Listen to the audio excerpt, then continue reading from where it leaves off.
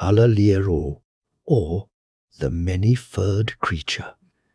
There was once upon a time a king who had a wife with golden hair, and she was so beautiful that you couldn't find anyone like her in the world. It happened that she fell ill, and when she felt that she must soon die, she sent for the king and said, "If you want to marry after my death, make no one queen unless she is just as beautiful as I am, and has just such golden hair as I have. Promise me this." After the king had promised her this, she closed her eyes and died. For a long time the king was not to be comforted, and he did not even think of taking a second wife.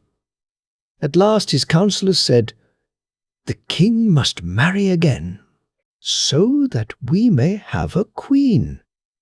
So messengers were sent far and wide to seek for a bride equal to the late queen in beauty. But there was no one in the wide world, and if there had been, she could not have had such golden hair. Then the messengers came home again, not having been able to find a queen. Now the king had a daughter who was just as beautiful as her dead mother, and had just such golden hair. One day, when she had grown up, her father looked at her and saw that she was exactly like her mother. So he said to his counselors, "I will marry my daughter to one of you, and she shall be queen, for she is exactly like her dead mother, and when I die, her husband shall be king."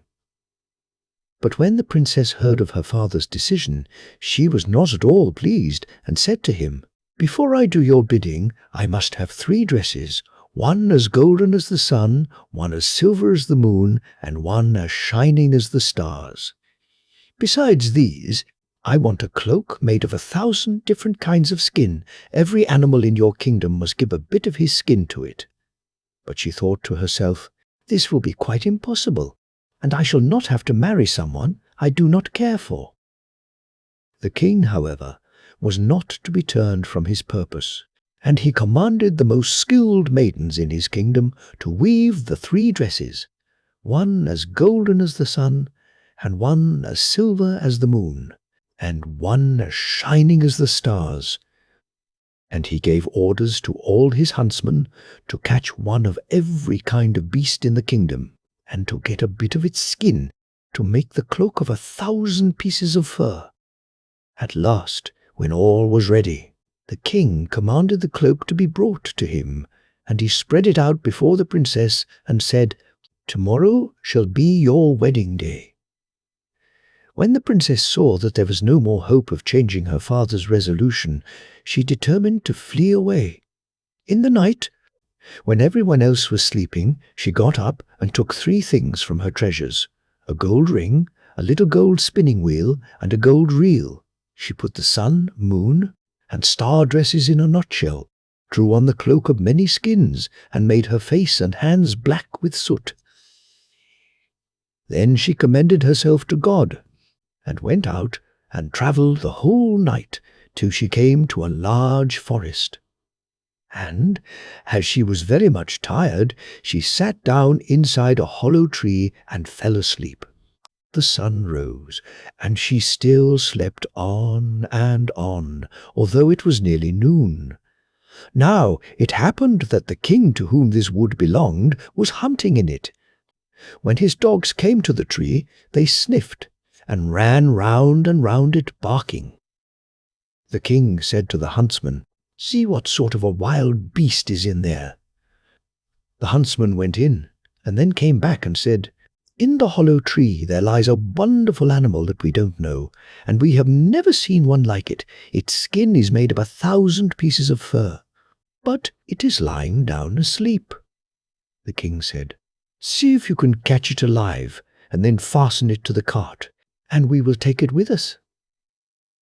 When the huntsman seized the maiden, she awoke and was frightened, and cried out to them, "I am a poor child, forsaken by father and mother.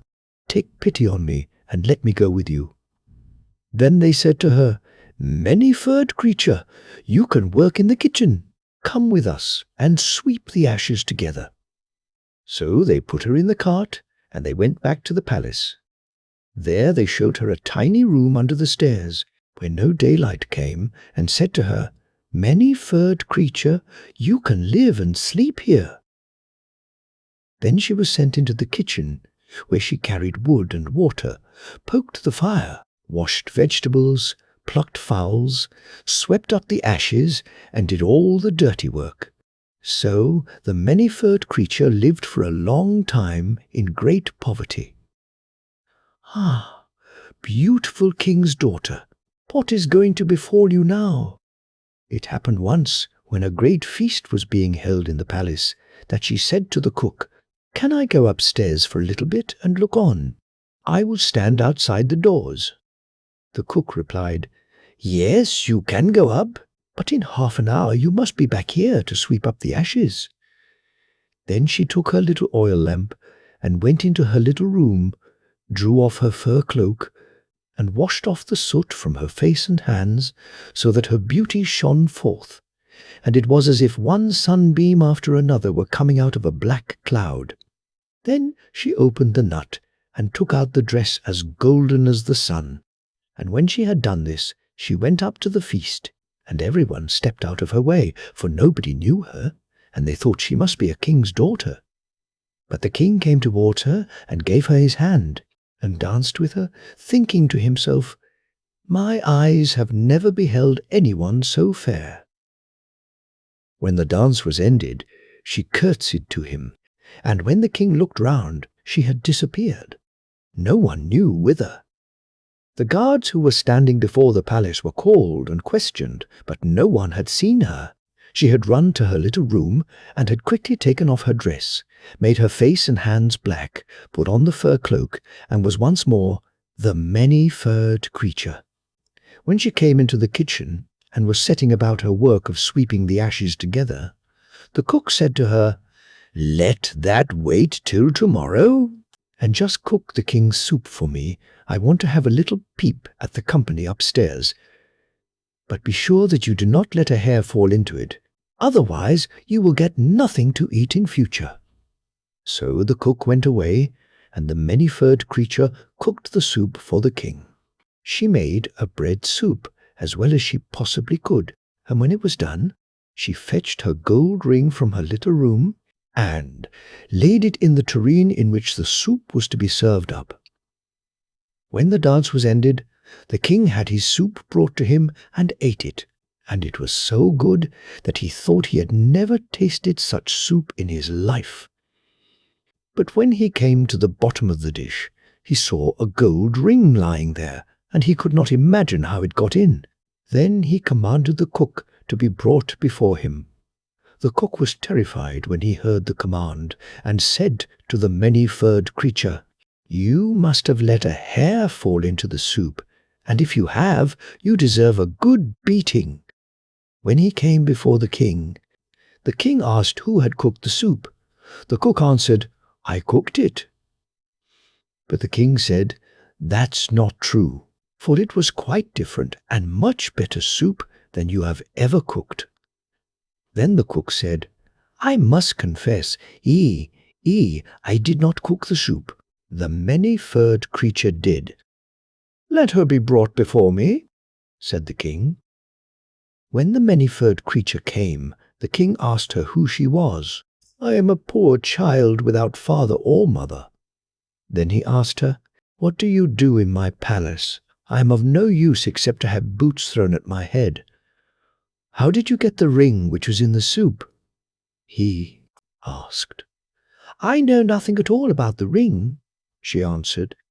So the king could find out nothing, and was obliged to send her away. After a time there was another feast, and the many-furred creature begged the cook as at the last one to let her go and look on. He answered, "Yes, but come back again in half an hour and cook the king the bread soup that he likes so much." So she ran away to her little room, washed herself quickly, took out of the nut the dress as silver as the moon, and put it on. Then she went upstairs, looking just like a king's daughter, and the king came towards her, delighted to see her again, and as the dance had just begun, they danced together. But when the dance was ended, she disappeared again so quickly that the king could not see which way she went. She ran to her little room and changed herself once more into the many-furred creature and went into the kitchen to cook the bread soup. When the cook was upstairs, she fetched the golden spinning wheel and put it in the dish so that the soup was poured over it. It was brought to the king, who ate it, and liked it as much as the last time. He had the cook sent to him, and again he had to confess that the many-furred creature had cooked the soup. Then the many-furred creature came before the king, but she said again that she was of no use except to have boots thrown at her head, and that she knew nothing at all of the golden spinning wheel. When the king had a feast for the third time, things did not turn out quite the same as at the other two. The cook said, "You must be a witch, many-furred creature, for you always put something in the soup, so that it is much better and tastes nicer to the king than any that I cook." But because she begged hard, he let her go up for the usual time. Now she put on the dress as shining as the stars and stepped into the hall in it. The king danced again with the beautiful maiden and thought she had never looked so beautiful. And while he was dancing, he put a gold ring on her finger without her seeing it, and he commanded that the dance should last longer than usual. When it was finished, he wanted to keep her hands in his, but she broke from him and sprang so quickly away among the people that she vanished from his sight. She ran as fast as she could to her little room under the stairs, but because she had stayed too long beyond the half-hour, she could not stop to take off the beautiful dress, but only threw the fur cloak over it, and in her haste she did not make herself quite black with the soot, one finger remaining white. The many-furred creature now ran into the kitchen, cooked the king's bread soup, and when the cook had gone, she laid the gold reel in the dish. When the king found the reel at the bottom, he had the many-furred creature brought to him, and then he saw the white finger and the ring which he had put on her hand in the dance. Then he took her hand and held her tightly, and as she was trying to get away, she undid the fur cloak a little bit, and the star dress shone out. The king seized the cloak and tore it off her. Her golden hair came down, and she stood there in her full splendor and could not hide herself away any more. And when the soot and ashes had been washed from her face, she looked more beautiful than anyone in the world.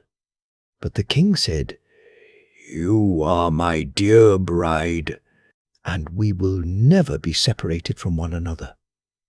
So the wedding was celebrated, and they lived happily ever after. Fairy gifts.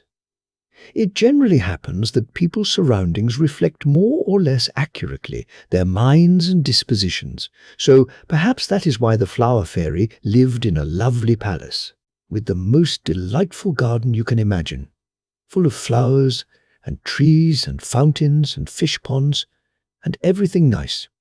For the fairy herself was so kind and charming that everybody loved her, and all the young princes and princesses who formed her court were as happy as the day was long, simply because they were near her. They came to her when they were quite tiny, and never left her, until they were grown up and had to go away into the great world. And when that time came, she gave to each whatever gift he asked of her. But it is chiefly of the Princess Sylvia that you are going to hear now. The fairy loved her with all her heart, for she was at once original and gentle, and she had nearly reached the age at which the gifts were generally bestowed. However, the fairy had a great wish to know how the other princesses who had grown up and left her were prospering, and before the time came for Sylvia to go herself, she resolved to send her to some of them. So one day her chariot, drawn by butterflies, was made ready, and the fairy said, "Sylvia, I am going to send you to the court of Iris.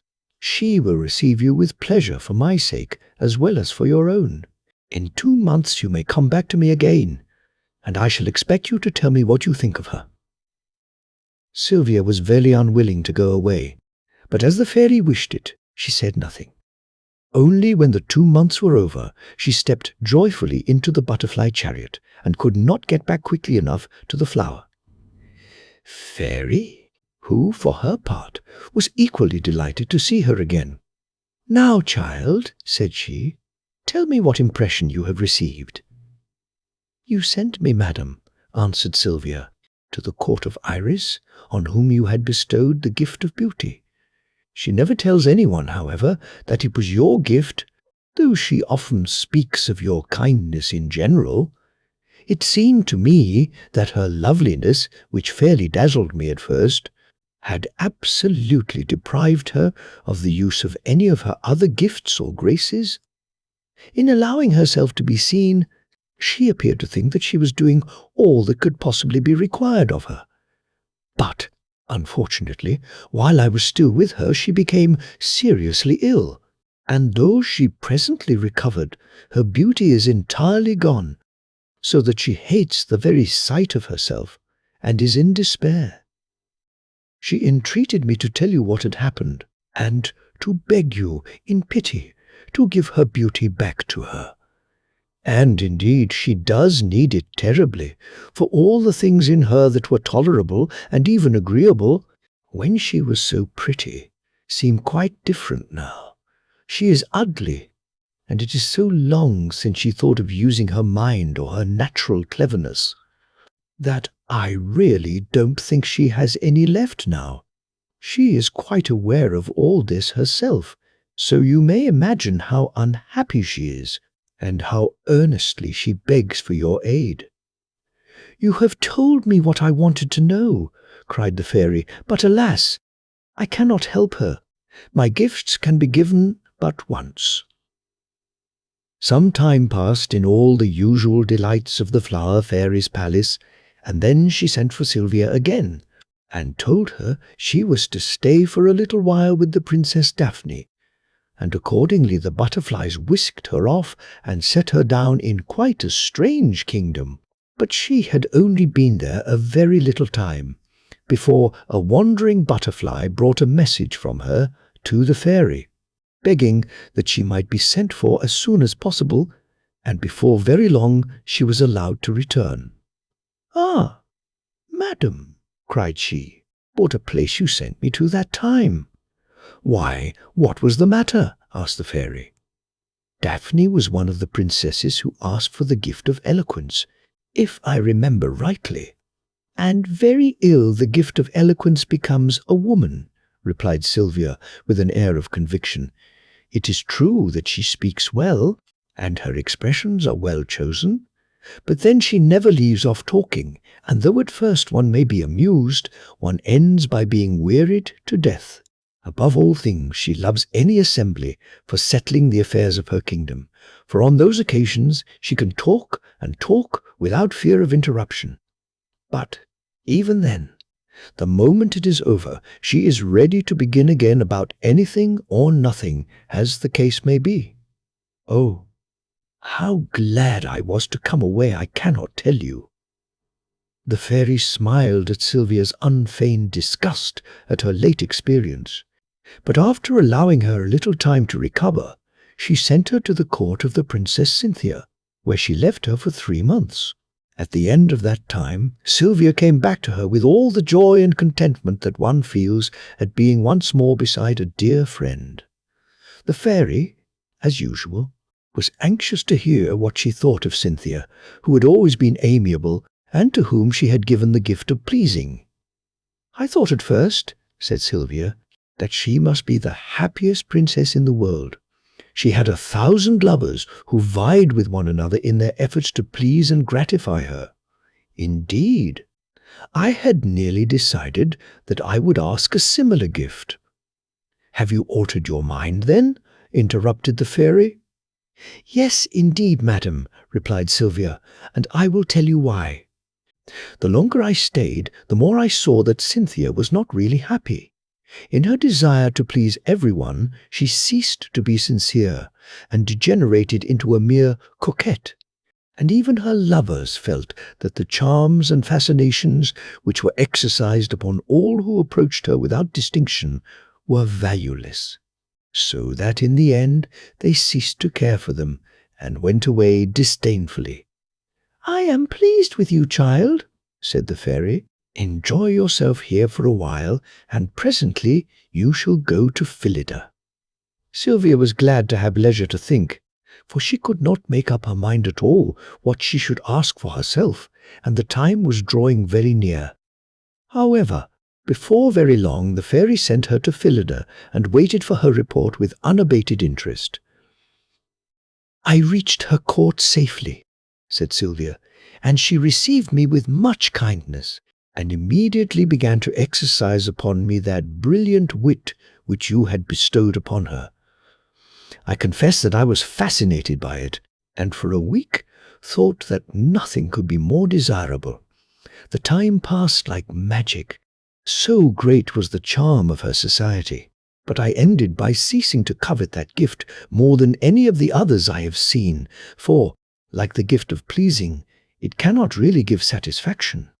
By degrees, I wearied of what had so delighted me at first, especially as I perceived more and more plainly that it is impossible to be constantly smart and amusing without being frequently ill-natured, and too apt to turn all things, even the most serious, into mere occasions for a brilliant jest. The fairy in her heart agreed with Sylvia's conclusions, and felt pleased with herself for having brought her up so well.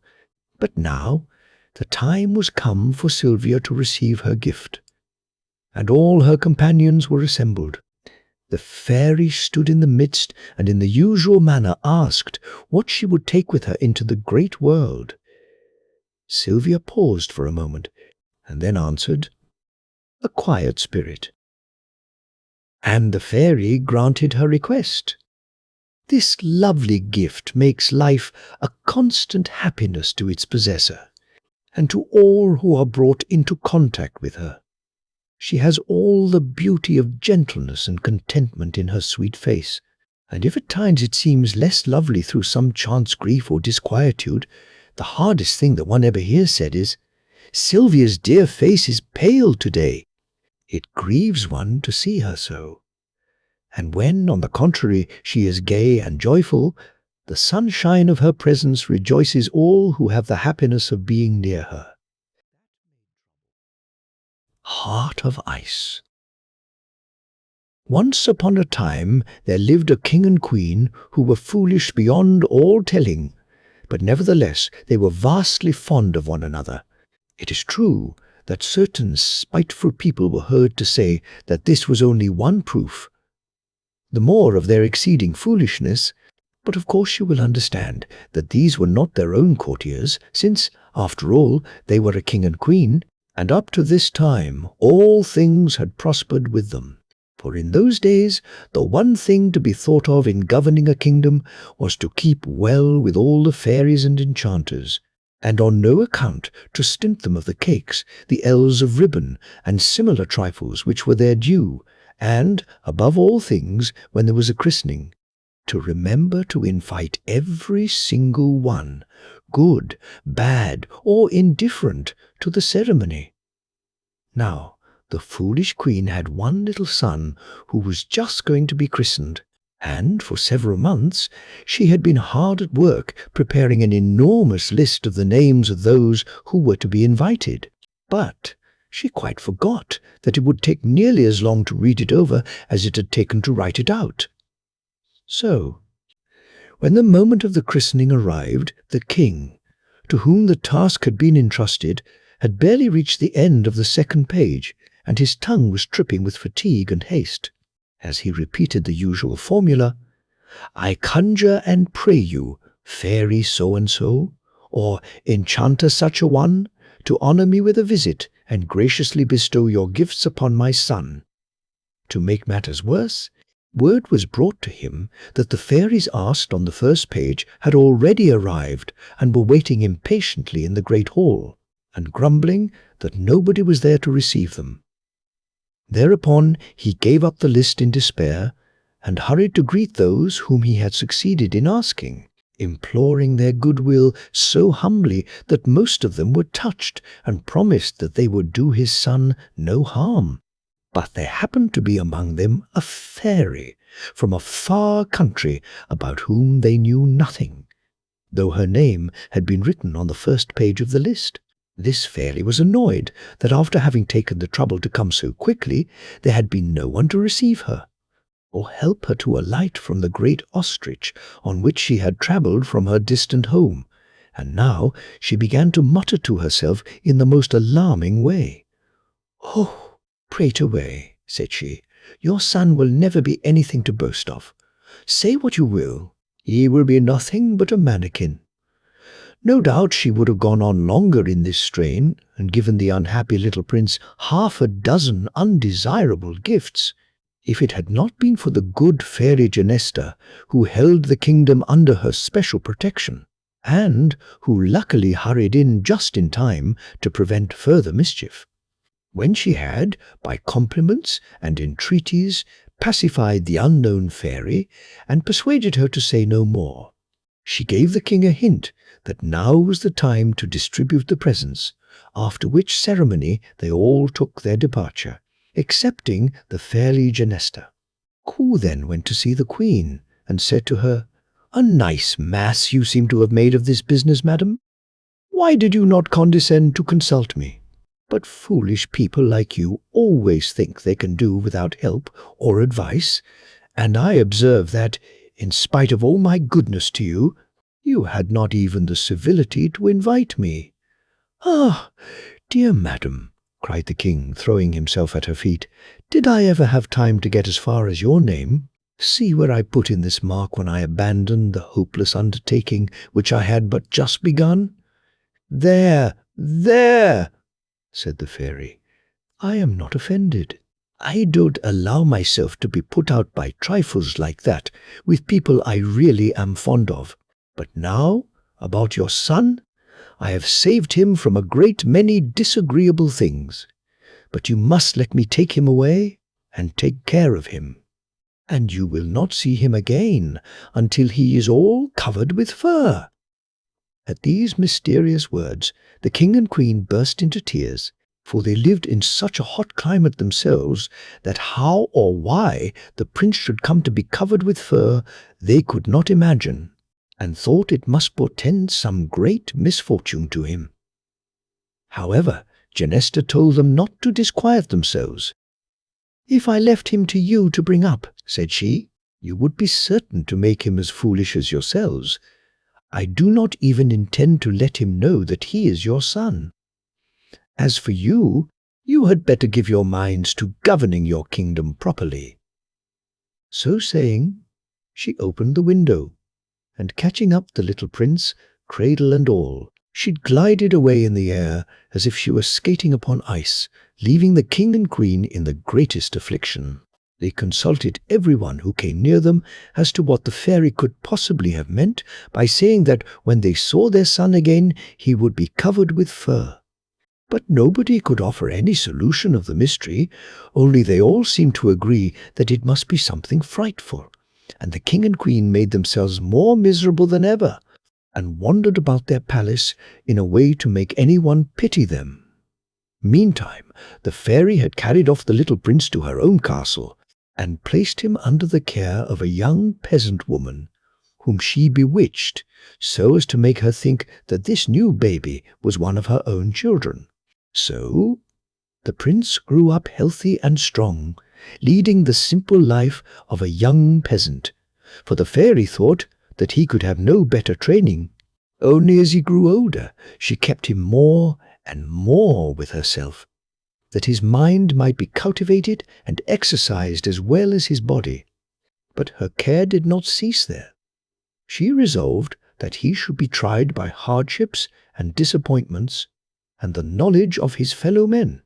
For indeed she knew the prince would need every advantage that she could give him, since, though he increased in years, he did not increase in height, but remained the tiniest of princes.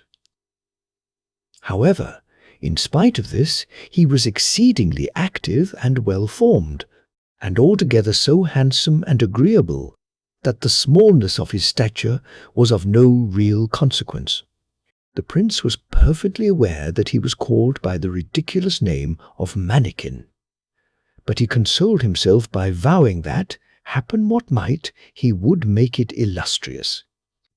In order to carry out her plans for his welfare, the fairy now began to send Prince Mannikin the most wonderful dreams of adventure by sea and land, and of these adventures he himself was always the hero. Sometimes he rescued a lovely princess from some terrible danger. Again he earned a kingdom by some brave deed, until at last he longed to go away and seek his fortune in a far country where his humble birth would not prevent his gaining honor and riches by his courage.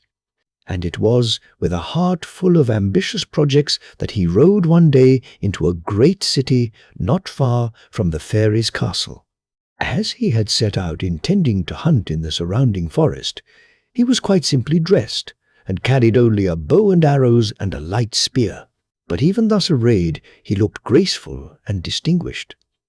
As he entered the city, he saw that the inhabitants were all racing with one accord towards the marketplace, and he also turned his horse in the same direction, curious to know what was going forward.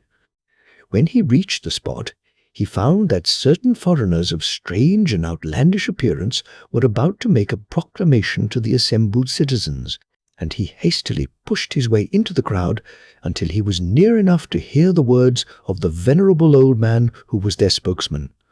"Let the whole world know that he who can reach the summit of the ice mountain shall receive as his reward not only the incomparable Sabella, fairest of the fair, but also all the realms of which she is queen." "Here," continued the old man after he had made this proclamation, "here is the list of all those princes who, struck by the beauty of the princess, have perished in the attempt to win her. And here is the list of these who have just entered upon the high emprise. Prince Mannikin was seized with a violent desire to inscribe his name among the others, but the remembrance of his dependent position and his lack of wealth held him back.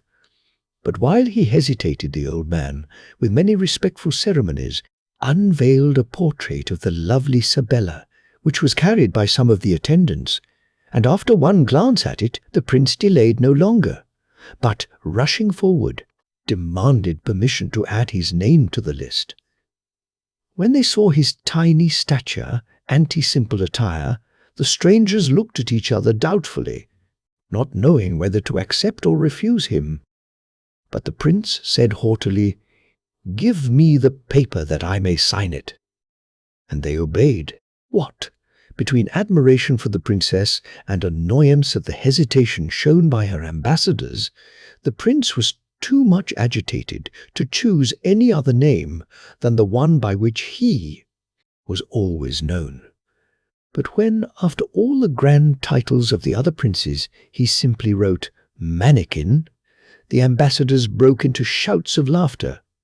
"Miserable wretches!" cried the prince. "But for the presence of that lovely portrait, I would cut off your heads." But he suddenly remembered that, after all, it was a funny name, and that he had not yet had time to make it famous. So he was calm, and inquired the way to the Princess Sabella's country. Though his heart did not fail him in the least, still he felt there were many difficulties before him, and he resolved to set out at once, without even taking leave of the fairy, for fear she might try to stop him.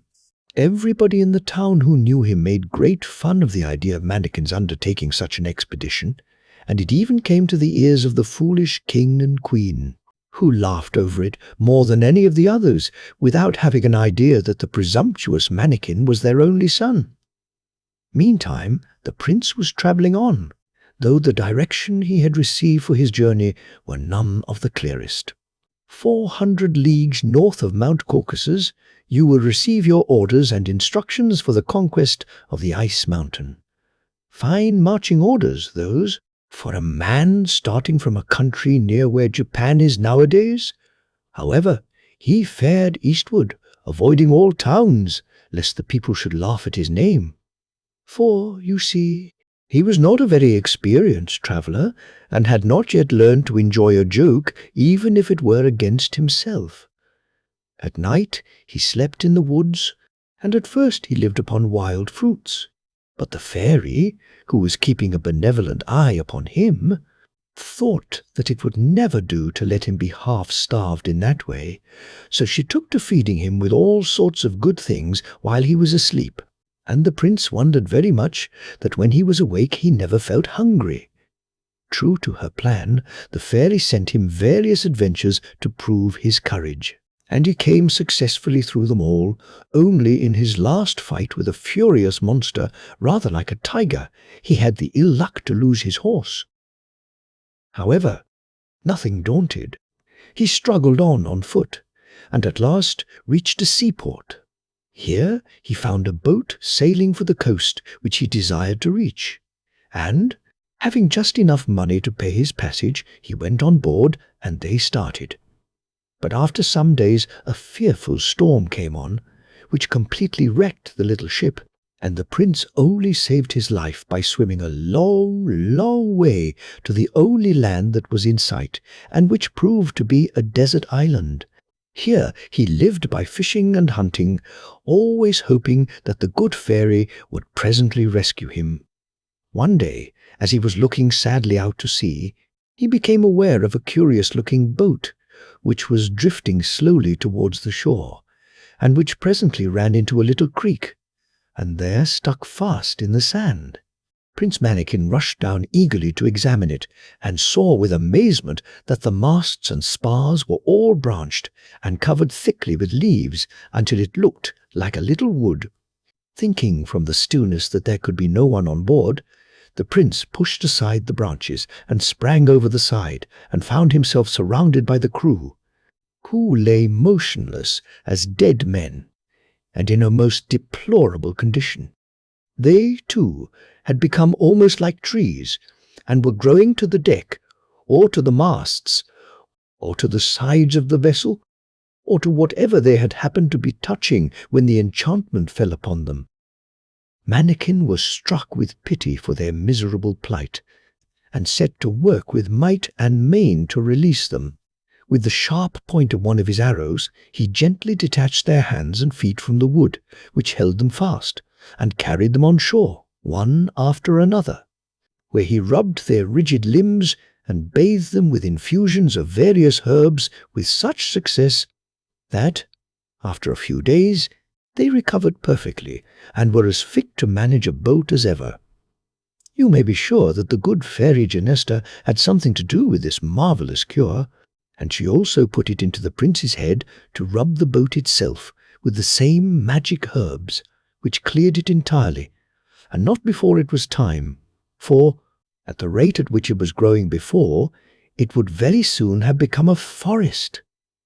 The gratitude of the sailors was extreme, and they willingly promised to land the prince upon any coast he pleased.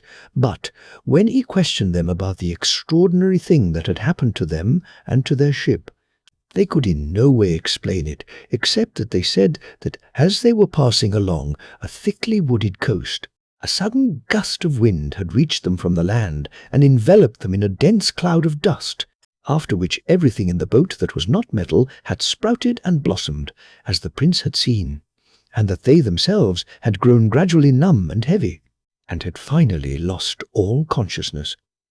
Prince Manikin was deeply interested in this curious story, and collected a quantity of the dust from the bottom of the boat, which he carefully preserved, thinking that its strange property might one day stand him in good stead.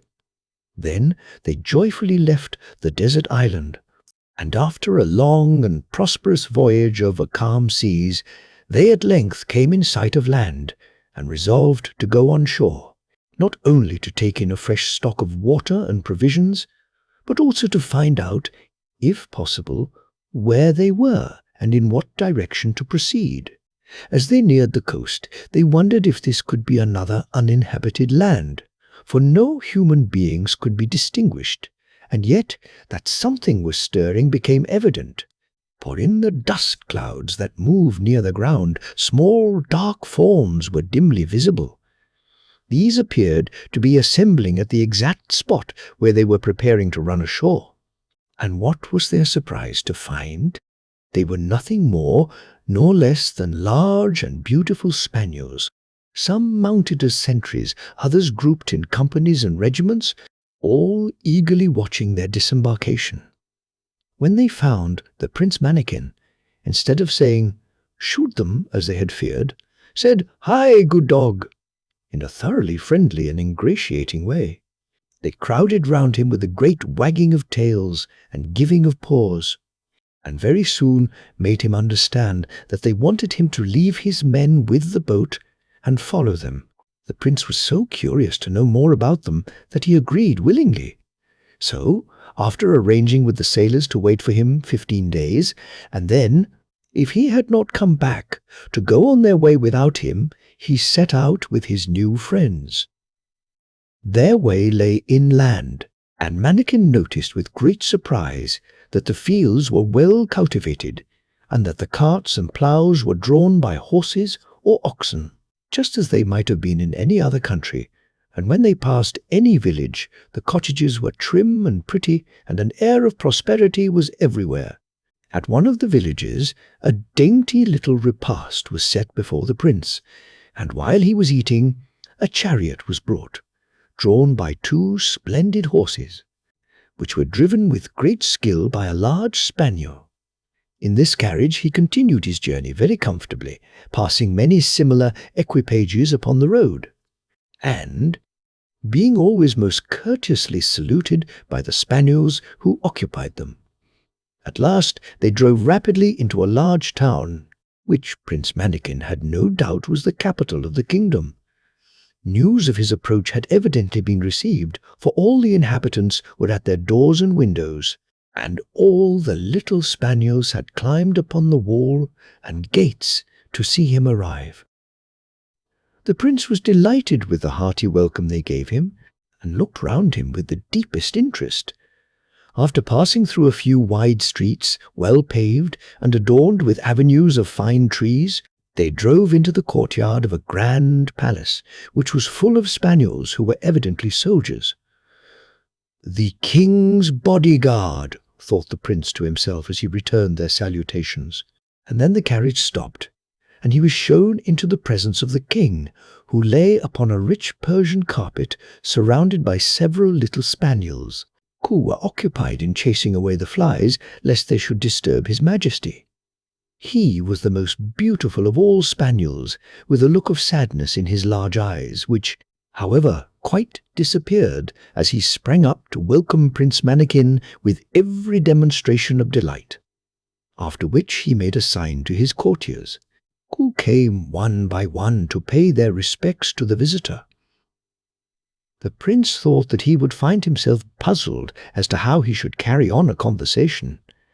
But as soon as he and the king were once more left alone, a secretary of state was sent for, who wrote from his majesty's dictation a most polite speech, in which he regretted much that they were unable to converse, except in writing, the language of dogs being difficult to understand. As for the writing, it had remained the same as the prince's own. Mannikin thereupon wrote a suitable reply, and then begged the king to satisfy his curiosity about all the strange things he had seen and heard since his landing.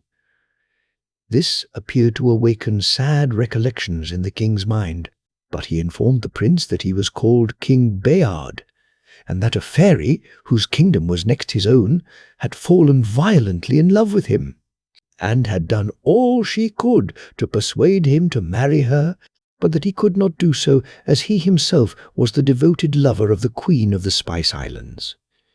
Finally, the fairy, furious at the indifference with which her love was treated, had reduced him to the state in which the prince found him, leaving him unchanged in mind, but deprived of the power of speech, and, not content with wreaking her vengeance upon the king alone, She had condemned all his subjects to a similar fate, saying, "Bark and run upon 4 feet, until the time comes when virtue shall be rewarded by love and fortune." Which, as the poor king remarked, was very much the same thing as if she had said, "Remain a spaniel for ever and ever." Prince Mannikin was quite of the same opinion. Nevertheless, he said what we should all have said in the same circumstances: "Your Majesty must have patience." He was indeed deeply sorry for poor King Bayard, and said all the consoling things he could think of, promising to aid him with all his might if there was anything to be done. In short, they became firm friends, and the king proudly displayed to Mannikin the portrait of the Queen of the Spice Islands, and he quite agreed that it was worth while to go through anything for the sake of a creature so lovely. Prince Mannikin, in his turn, told his own history, and the great undertaking upon which he had set out, and King Bayard was able to give him some valuable instructions as to which would be the best way for him to proceed. And then they went together to the place where the boat had been left. The sailors were delighted to see the prince again, though they had known that he was safe, and when they had taken on board all the supplies which the king had sent for them, they started once more. The king and prince parted with much regret, and the former insisted that Mannikin should take with him one of his own pages, named Muster, who was charged to attend to him everywhere and serve him faithfully, which he promised to do. The wind being favourable, they were soon out of hearing of the general howl of regret from the whole army, which had been given by order of the king as a great compliment, and it was not long before the land was entirely lost to view. They met with no further adventures worth speaking of, and presently found themselves within 2 leagues of the harbour for which they were making. The prince, however, thought it would suit him better to land where he was, so as to avoid the town, since he had no money left and was very doubtful as to what he should do next. So the sailors set him and Muster on shore, and then went back sorrowfully to their ship, while the prince and his attendant walked off in what looked to them the most promising direction. They soon reached a lovely green meadow on the border of a wood, which seemed to them so pleasant after their long voyage that they sat down to rest in the shade and amuse themselves by watching the gambols and antics of a pretty tiny monkey in the trees close by. The prince presently became so fascinated by it that he sprang up and tried to catch it, but it eluded his grasp and kept just out of arm's reach until it had made him promise to follow wherever it led him, and then it sprang upon his shoulder and whispered in his ear, "We have no money, my poor Mannikin, and we are altogether badly off," and at a loss to know what to do next. "Yes, indeed," answered the prince ruefully, "and I have nothing to give you, no sugar or biscuits or anything that you like. My pretty one, since you are so thoughtful for me, and so patient about your own affairs," said the little monkey, "I will show you the way to the Golden Rock. Only you must leave Muster to wait for you here." Prince Mannikin agreed willingly, and then the little monkey sprang from his shoulder to the nearest tree, and began to run through the wood from branch to branch, crying, "Follow me." This the prince did not find quite so easy, but the little monkey waited for him and showed him the easiest places, until presently the wood grew thinner, and they came out into a little clear grassy space at the foot of a mountain, in the midst of which stood a single rock, about 10 feet high. When they were quite close to it, the little monkey said, "This stone looks pretty hard, but give it a blow with your spear and let us see what will happen." So the prince took his spear and gave the rock a vigorous dig, which split off several pieces and showed that, though the surface was thinly coated with stone, inside it was one solid mass of pure gold. Thereupon the little monkey said, laughing at his astonishment, "I make you a present of what you have broken off. Take as much of it as you think proper." The prince thanked her gratefully, and picked up one of the smallest of the lumps of gold. As he did so, the little monkey was suddenly transformed into a tall and gracious lady, who said to him, "If you are always as kind and persevering and easily contented as you are now, you may hope to accomplish the most difficult tasks.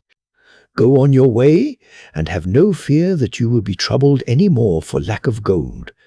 For that little piece which you modestly chose shall never grow less. Use it as much as you will. But that you may see the danger you have escaped by your moderation, come with me." So saying, she led him back into the wood by a different path, and he saw that it was full of men and women. Their faces were pale and haggard, and they ran hither and thither, seeking madly upon the ground or in the air, starting at every sound, pushing and trampling upon one another in their frantic eagerness to find the way to the golden rock. "You see how they toil," said the fairy, "but it is all of no avail. They will end by dying of despair, as hundreds have done before them." As soon as they had got back to the place where they had left Musta, the fairy disappeared, and the prince and his faithful squire, who had greeted him with every demonstration of joy, took the nearest way to the city. Here they stayed several days, while the prince provided himself with horses and attendants, and made many inquiries about the Princess Sabella and the way to her kingdom, which was still so far away that he could hear but little, and that of the vaguest description. But when he presently reached Mount Caucasus, it was quite a different matter. Here they seemed to talk of nothing but the Princess Sabella, and strangers from all parts of the world were travelling towards her father's court. The prince heard plenty of assurances as to her beauty and her riches, but he also heard of the immense number of his rivals and their power. One brought an army at his back, another had vast treasures, a third was as handsome and accomplished as it was possible to be, while, as to poor Mannikin, he had nothing but his determination to succeed, his faithful spaniel, and his ridiculous name, which last was hardly likely to help him. But as he could not alter it, he wisely determined not to think of it any more. After journeying for 2 whole months, they came at last to Trelintin, the capital of the Princess Sabella's kingdom. And here he heard dismal stories about the ice mountain, and how none of those who had attempted to climb it had ever come back. He heard also the story of King Fada, Kinbras, Sabella's father. It appeared that he, being a rich and powerful monarch, had married a lovely princess named Bedtime, and they were as happy as the day was long. So happy that as they were out sledging one day, they were foolish enough to defy fate to spoil their happiness. "We shall see about that," grumbled an old hag, who sat by the wayside blowing her fingers to keep them warm. The king thereupon was very angry, and wanted to punish the woman, but the queen prevented him, saying, "Alas! Sire, do not let us make bad worse. No doubt this is a fairy." "You are right there," said the old woman, and immediately she stood up, and as they gazed at her in horror, she grew gigantic and terrible. Her staff turned to a fiery dragon with outstretched wings, her ragged cloak to a golden mantle, and her wooden shoes to 2 bundles of rockets. "You are right there, and you will see what will come of your fine goings-on, and remember the fairy Gorgonzola." So saying, she mounted the dragon and flew off, the rockets shooting in all directions and leaving long trails of sparks. In vain did Fada, Kinbras, and Bedtime beg her to return, and endeavour by their humble apologies to pacify her.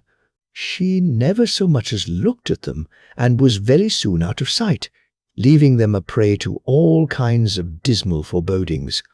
Very soon after this, the queen had a little daughter, who was the most beautiful creature ever seen. All the fairies of the north were invited to her christening, and warned against the malicious Gorgonzola. She also was invited, but she neither came to the banquet nor received her present. But as soon as all the others were seated at table, After bestowing their gifts upon the little princess, she stole into the palace, disguised as a black cat, and hid herself under the cradle until the nurses and the cradle rockers had all turned their backs, and then she sprang out, and in an instant had stolen the little princess's heart and made her escape, only being chased by a few dogs and scullions on her way across the courtyard. Once outside, she mounted her chariot and flew straight away to the North Pole, where she shut up her stolen treasure on the summit of the ice mountain, and surrounded it with so many difficulties that she felt quite easy about its remaining there as long as the princess lived. And then she went home, chuckling at her success. As to the other fairies, they went home after the banquet without discovering that anything was amiss, and so the king and queen were quite happy. Sibella grew prettier day by day. She learned everything a princess ought to know without the slightest trouble, and yet something always seemed lacking to make her perfectly charming. She had an exquisite voice, but whether her songs were grave or gay, it did not matter. She did not seem to know what they meant, and everyone who heard her said, "She certainly sings perfectly, but there is no tenderness, no heart in her voice. Poor Sibella! How could there be when her heart was far away on the ice mountains?" And it was just the same with all the other things that she did. As time went on, in spite of the admiration of the whole court and the blind fondness of the king and queen, it became more and more evident that something was fatally wrong. For those who love no one cannot long be loved. And at last the king called a general assembly and invited the fairies to attend, that they might, if possible, find out what was the matter. After explaining their grief as well as he could, he ended by begging them to see the princess for themselves. "It is certain," said he, "that something is wrong. What it is, I don't know how to tell you, but in some way your work is imperfect." They all assured him that, so far as they knew, everything had been done for the princess, and they had forgotten nothing that they could bestow on so good a neighbour as the king had been to them. After this they went to see Sibella, but they had no sooner entered her presence than they cried out with one accord, "Oh, horror! She has no heart!" On hearing this frightful announcement, the king and queen gave a cry of despair and entreated the fairies to find some remedy for such an unheard-of misfortune. Thereupon the eldest fairy consulted her book of magic, which she always carried about with her, hung to her girdle by a thick silver chain, and there she found out at once that it was Gorgonzola who had stolen the princess's heart, and also discovered what the wicked old fairy had done with it. "What shall we do? What shall we do?" cried the king and queen in one breath. "You must certainly suffer much annoyance from seeing and loving Sibella, who is nothing but a beautiful image," replied the fairy. "And this must go on for a long time. But I think I see that, in the end, she will once more regain her heart. My advice is that you shall at once cause her portrait to be sent all over the world, and promise her hand and all her possessions to the prince who is successful in reaching her heart. Her beauty alone is sufficient to engage all the princes of the world in the quest." This was accordingly done, and Prince Mannikin heard that already 500 princes had perished in the snow and ice, not to mention their squires and pages, and that more continued to arrive daily, eager to try their fortune.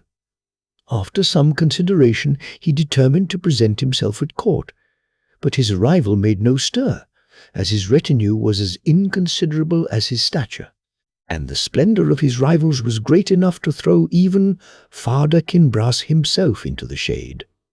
However, he paid his respects to the king very gracefully, and asked permission to kiss the hand of the princess in the usual manner, but when he said he was called Mannikin, the king could hardly repress a smile, and the princes who stood by openly shouted with laughter.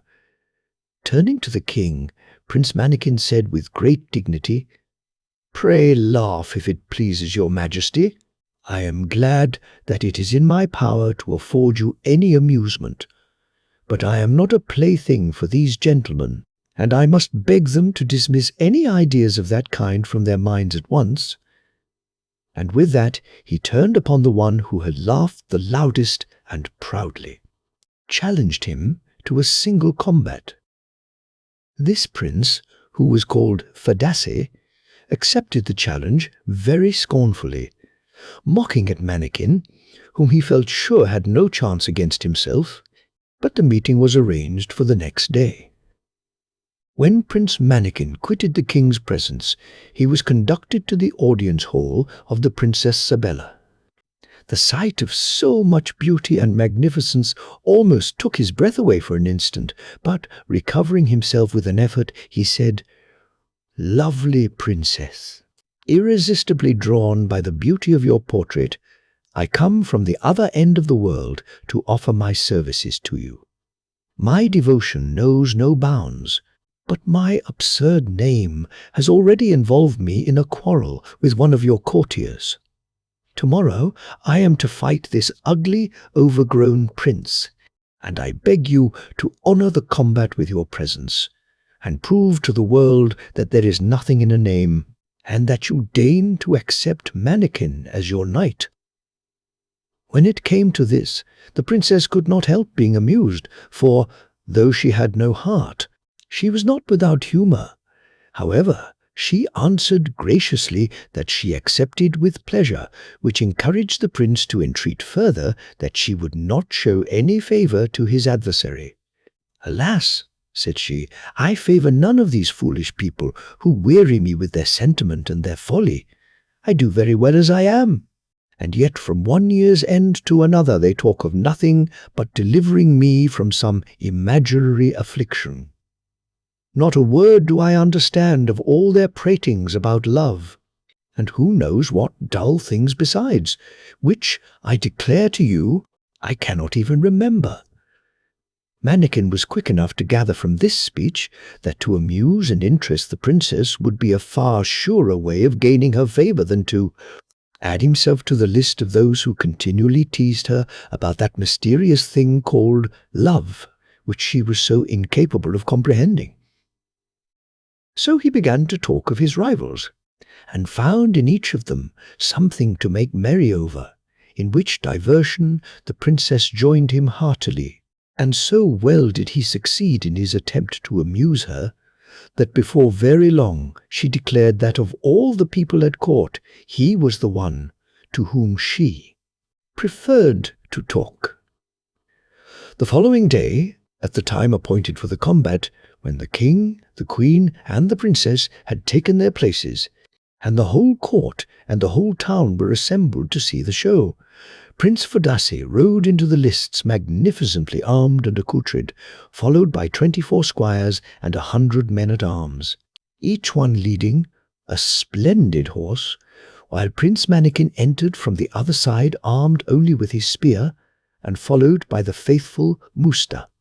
The contrast between the two champions was so great that there was a shout of laughter from the whole assembly.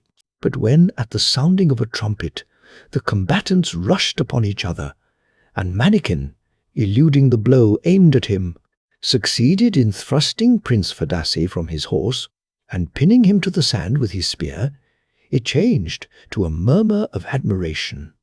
So soon as he had him at his mercy, however, Mannikin, turning to the princess, assured her that he had no desire to kill anyone who called himself her courtier, and then he bade the furious and humiliated Fadasse rise and thank the princess to whom he owed his life. Then, amid the sounding of the trumpets and the shoutings of the people, he and Musta retired gravely from the lists. The king soon sent for him to congratulate him upon his success, and to offer him a lodging in the palace, which he joyfully accepted. While the princess expressed a wish to have Musta brought to her, and, when the prince sent for him, she was so delighted with his courtly manners and his marvellous intelligence that she entreated Mannikin to give him to her for her own. The prince consented with alacrity, not only out of politeness, but because he foresaw that to have a faithful friend always near the princess might some day be of great service to him. All these events made Prince Mannikin a person of much more consequence at the court. Very soon after, there arrived upon the frontier the ambassador of a very powerful king, who sent to Father Kimbras the following letter, at the same time demanding permission to enter the capital in state to receive the answer. I, Brandatimor, to Father Kimbras send greeting. If I had before this time seen the portrait of your beautiful daughter Sabella, I should not have permitted all these adventurers and petty princes to be dancing attendants and getting themselves frozen with the absurd idea of meriting her hand. For myself, I am not afraid of any rivals, and now I have declared my intention of marrying your daughter. No doubt they will at once withdraw their pretensions. My ambassador has orders, therefore, to make arrangements for the princess to come and be married to me without delay, for I attach no importance at all to the farrago of nonsense which you have caused to be published all over the world about this ice mountain. If the princess really has no heart, be assured that I shall not concern myself about it, since, if anybody can help her to discover one, it is myself. My worthy father-in-law, farewell." The reading of this letter embarrassed and displeased Father Kinbras and Burbantine immensely, while the princess was furious at the insolence of the demand. They all three resolved that its contents must be kept a profound secret until they could decide what reply should be sent. But Musta contrived to send word of all that had passed to Prince Mannikin. He was naturally alarmed and indignant, and, after thinking it over a little, he begged an audience of the princess, and led the conversation so cunningly up to the subject that was uppermost in her thoughts as well as his own, that she presently told him all about the matter, and asked his advice as to what it would be best to do. This was exactly what he had not been able to decide for himself, however. He replied that he should advise her to gain a little time by promising her answer after the grand entry of the ambassador, and this was accordingly done. The ambassador did not at all like being put off after that fashion, but he was obliged to be content, and only said very arrogantly that so soon as his equipages arrived, as he expected they would do very shortly, he would give all the people of the city and the stranger princes with whom it was inundated an idea of the power and the magnificence of his master. Mannikin, in despair, resolved that he would for once beg the assistance of the kind fairy Genesta.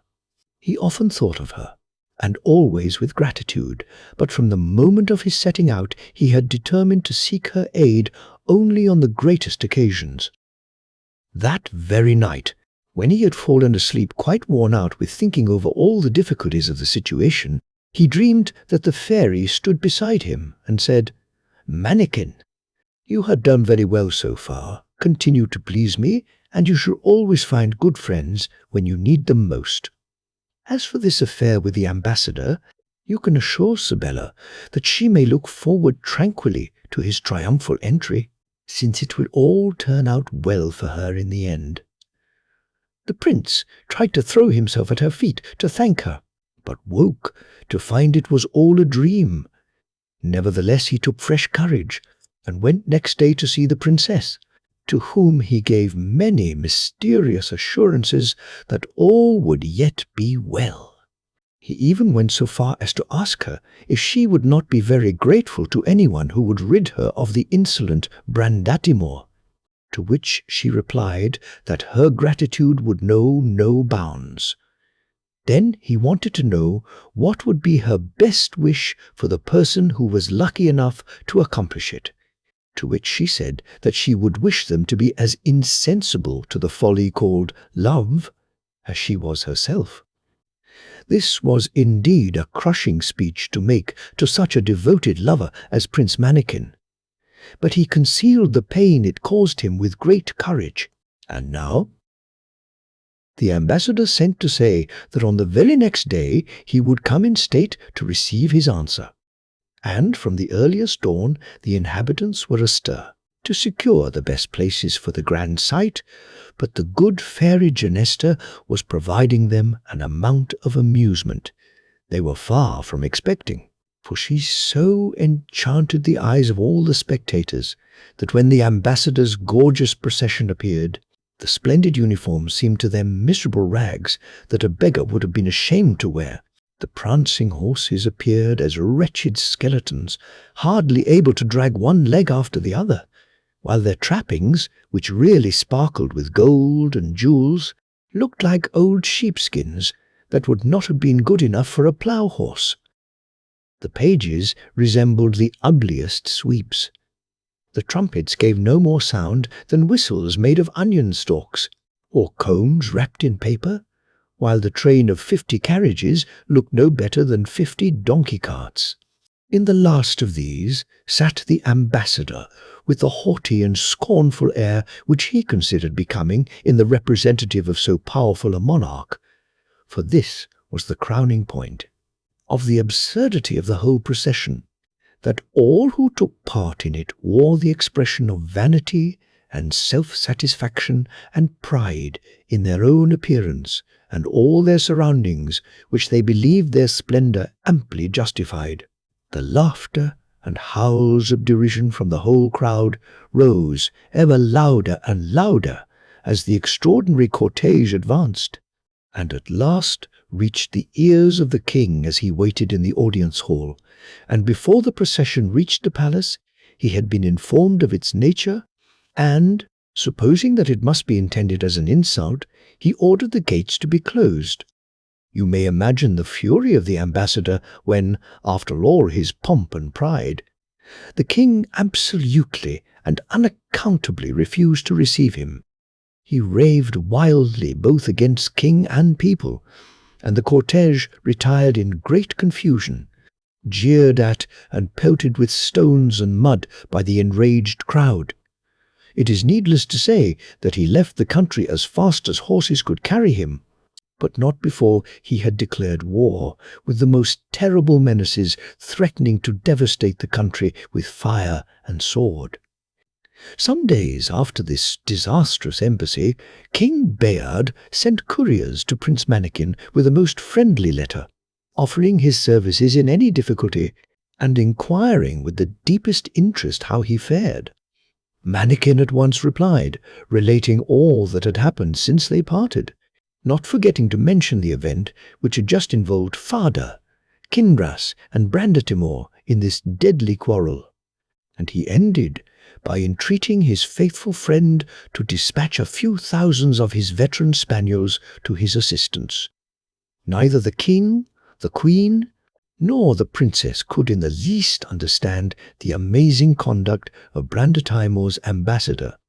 Nevertheless, the preparations for the war went forward briskly, and all the princes who had not gone on towards the ice mountain offered their services, at the same time demanding all the best appointments in the king's army. Manikin was one of the first to volunteer, but he only asked to go as aide de camp to the commander-in-chief, who was a gallant soldier and celebrated for his victories.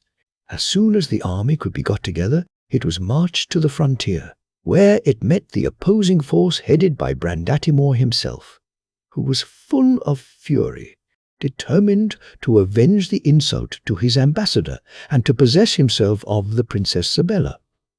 All the army of Father Kinbras could do, being so heavily outnumbered, was to act upon the defensive, and before long Manikin won the esteem of the officers for his ability, and of the soldiers for his courage and care for their welfare, and in all the skirmishes which he conducted, he had the good fortune to vanquish the enemy. At last, Brandatimor engaged the whole army in a terrific conflict, and though the troops of Father Kinbras fought with desperate courage, their general was killed, and they were defeated and forced to retreat with immense loss. Manikin did wonders, and half a dozen times turned the retreating forces and beat back the enemy, and he afterwards collected troops enough to keep them in check until the severe winter setting in put an end to hostilities for a while. He then returned to the court, where consternation reigned. The king was in despair at the death of his trusty general, and ended by imploring Manikin to take the command of the army, and his counsel was followed in all the affairs of the court. He followed up his former plan of amusing the princess, and on no account reminding her of that tedious thing called love, so that she was always glad to see him, and the winter slipped by gaily for both of them. The prince was all the while secretly making plans for the next campaign. He received private intelligence of the arrival of a strong reinforcement of Spaniards, to whom he sent orders to post themselves along the frontier without attracting attention. And as soon as he possibly could, he held a consultation with their commander, who was an old and experienced warrior. Following his advice, he decided to have a pitched battle as soon as the enemy advanced, and this Brandatimor lost not a moment in doing, as he was perfectly persuaded that he was now going to make an end of the war and utterly vanquish Father Kinbras. But no sooner had he given the order to charge than the Spaniards, who had mingled with his troops unperceived, leaped each upon the horse nearest to him, and not only threw the whole squadron into confusion by the terror they caused, but, springing at the throats of the riders, unhorsed many of them by the suddenness of their attack. Then, turning the horses to the rear, they spread consternation everywhere, and made it easy for Prince Manikin to gain a complete victory. He met Brandatimor in single combat, and succeeded in taking him prisoner. But he did not live to reach the court to which Manikin had sent him. His pride killed him at the thought of appearing before Sabella under these altered circumstances.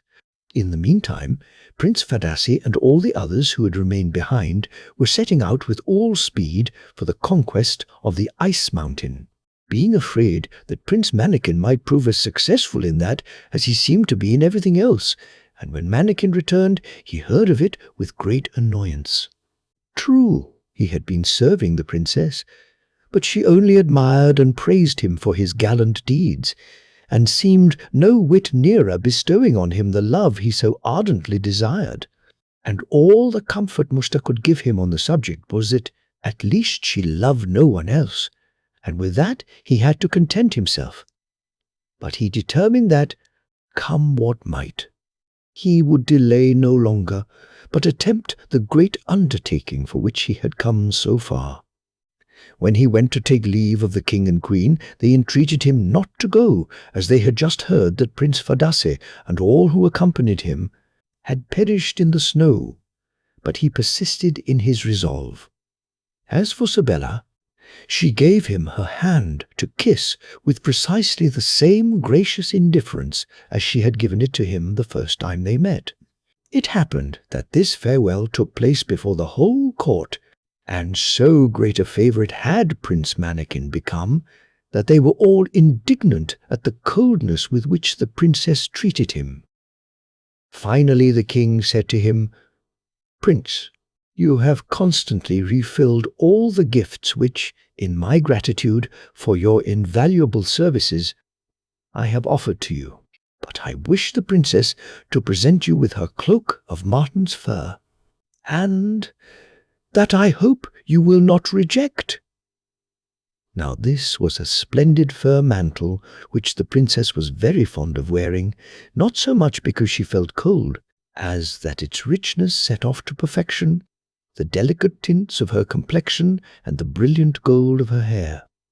However, she took it off, and with graceful politeness begged Prince Manikin to accept it, which you may be sure he was charmed to do, and, taking only this and a little bundle of all kinds of wood, and accompanied only by 2 Spaniels out of the 50 who had stayed with him when the war was ended, he set forth, receiving many tokens of love and favour from the people in every town he passed through. At the last little village he left his horse behind him, to begin his toilful march through the snow, which extended blank and terrible in every direction as far as the eye could see. Here he had appointed to meet the other 48 spaniels, who received him joyfully and assured him that, happen what might, they would follow and serve him faithfully. And so they started, full of heart and hope. At first there was a slight track, difficult but not impossible to follow, but this was soon lost, and the pole star was their only guide. When the time came to call a halt, the prince, who had after much consideration decided on his plan of action, caused a few twigs from the faggot he had brought with him to be planted in the snow, and then he sprinkled over them a pinch of the magic powder he had collected from the enchanted boat. To his great joy, they instantly began to sprout and grow, and in a marvelously short time the camp was surrounded by a perfect grove of trees of all sorts, which blossomed and bore ripe fruit, so that all their wants were easily supplied, and they were able to make huge fires to warm themselves. The prince then sent out several spaniels to reconnoitre, and they had the good luck to discover a horse laden with provisions stuck fast in the snow. They at once fetched their comrades, and brought the spoil triumphantly into the camp, and, as it consisted principally of biscuits, not a spaniel among them went supperless to sleep. In this way they journeyed by day and encamped safely at night, always remembering to take on a few branches to provide them with food and shelter. They passed by the way armies of those who had set out upon the perilous enterprise, who stood frozen stiffly, without sense or motion, but Prince Manikin strictly forbade that any attempt should be made to thaw them. So they went on and on for more than 3 months, and day by day the ice mountain, which they had seen for a long time, grew clearer, until at last they stood close to it and shuddered at its height and steepness.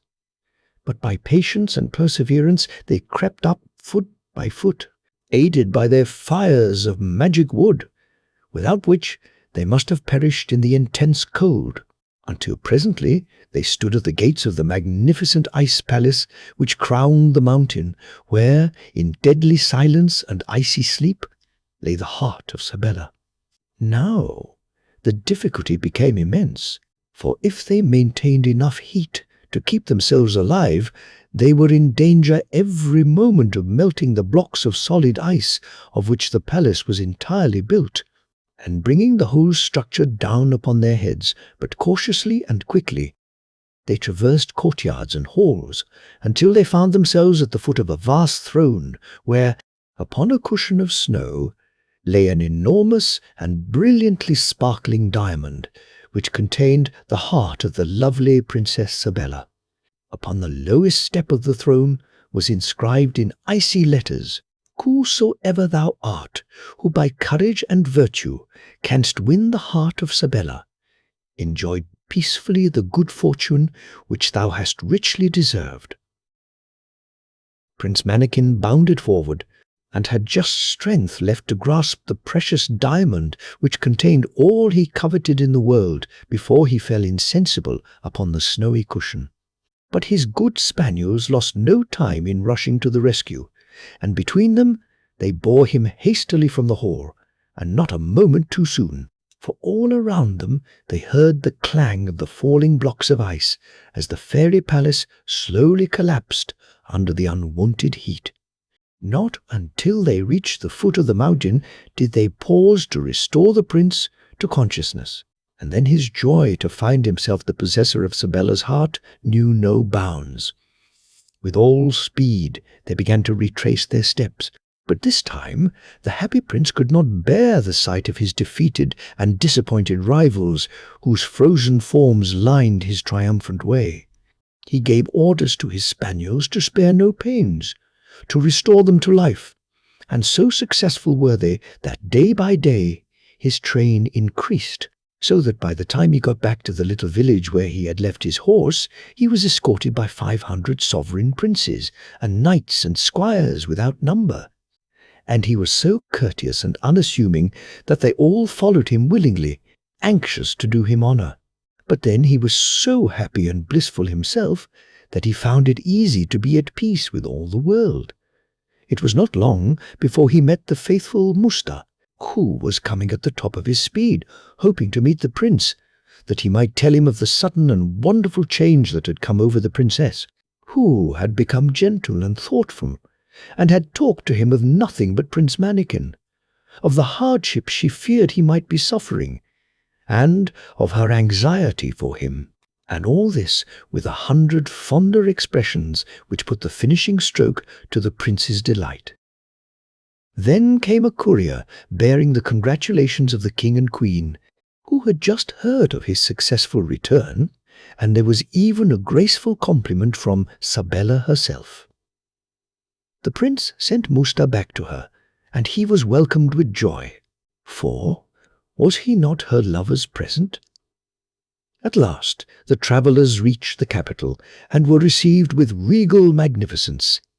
Father Kinbras and Berbentine embraced Prince Manikin, declaring that they regarded him as their heir and the future husband of the princess, to which he replied that they did him too much honour.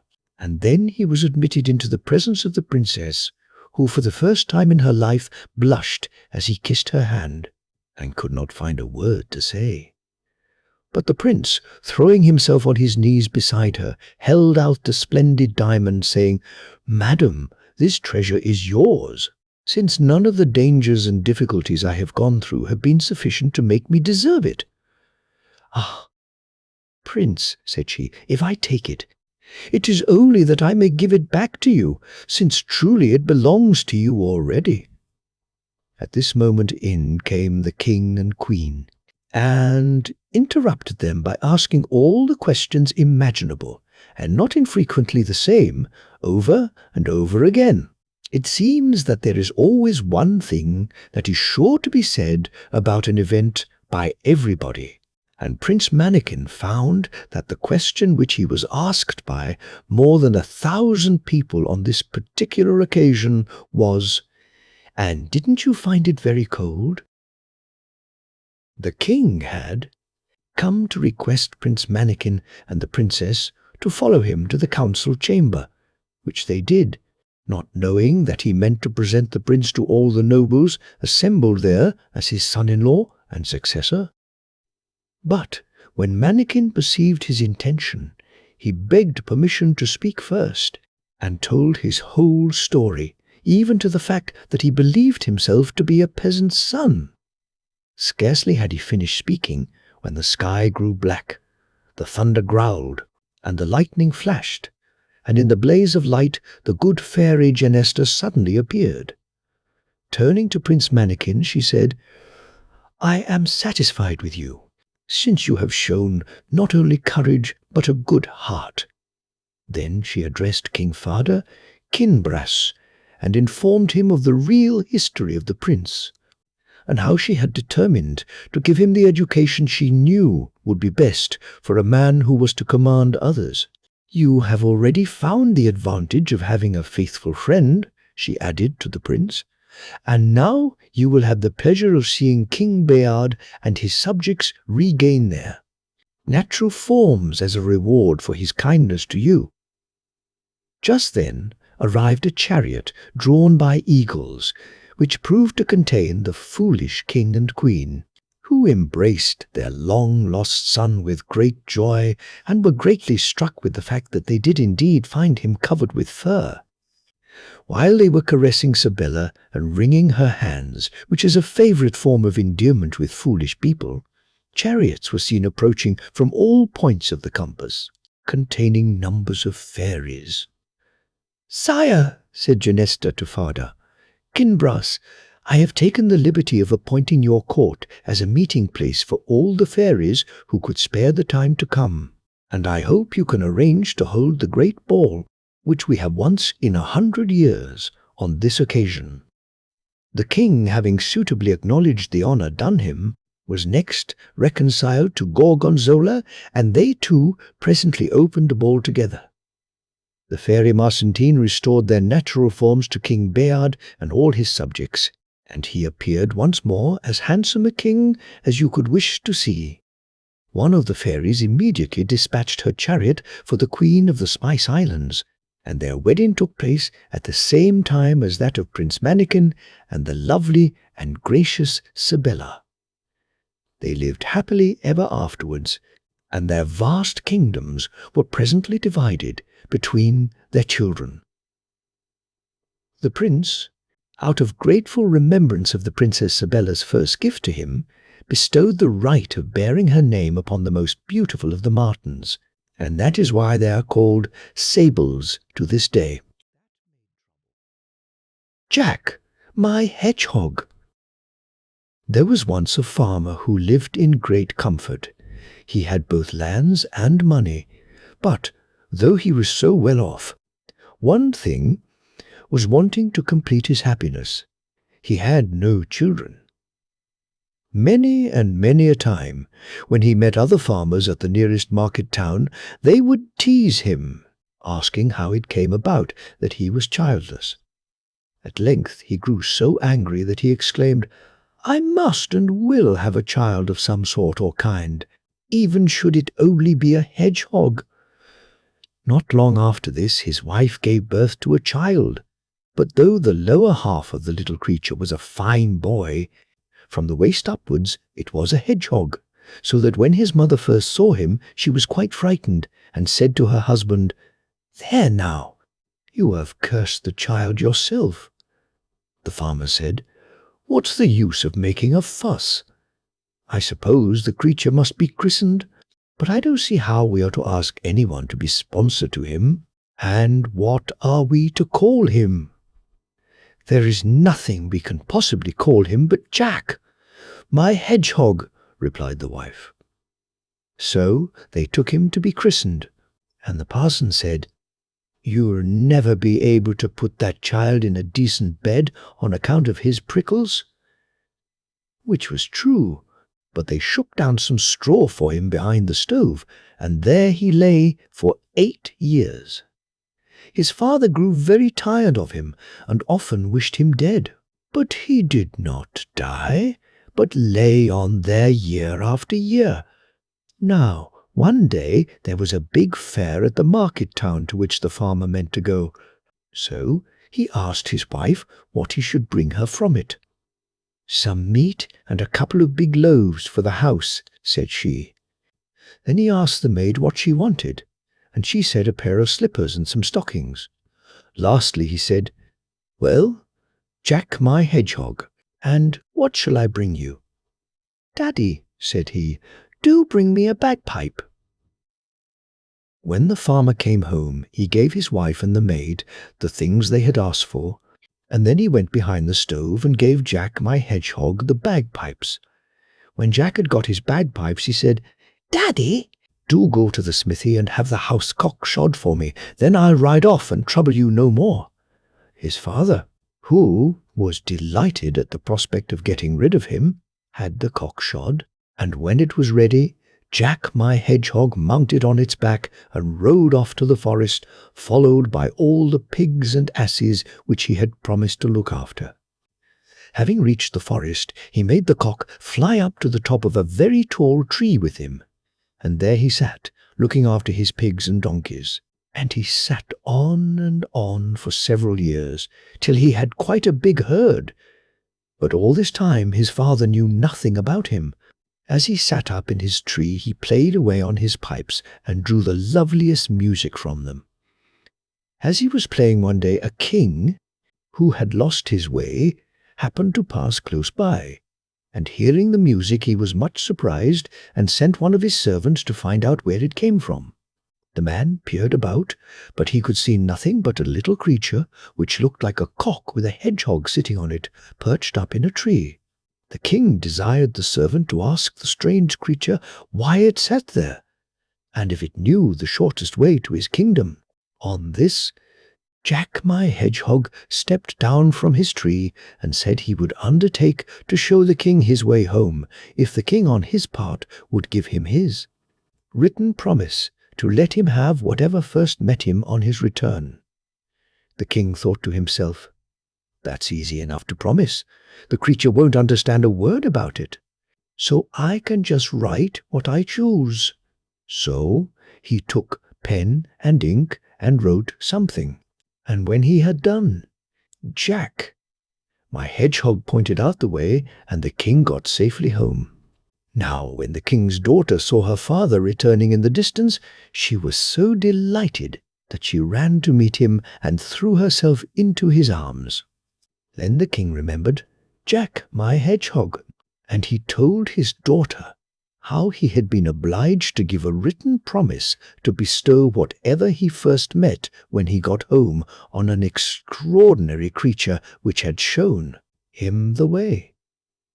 The creature, said he, rode on a cock as though it had been a horse, and it made lovely music, but as it certainly could not read, he had just written that he would not give it anything at all. At this, the princess was quite pleased, and said how cleverly her father had managed, for that, of course, nothing would induce her to have gone off with Jack my hedgehog. Meantime, Jack minded his asses and pigs, sat aloft in his tree, played his bagpipes, and was always merry and cheery. After a time it so happened that another king, having lost his way, passed by with his servants and escort, wondering how he could find his way home, for the forest was very vast. He too heard the music, and told one of his men to find out whence it came. The man came under the tree, and looking up to the top, there he saw Jack, my hedgehog, astride on the cock. The servant asked Jack what he was doing up there. "I'm minding my pigs and donkeys." "But what do you want?" was the reply. Then the servant told him they had lost their way, and wanted someone to show it them.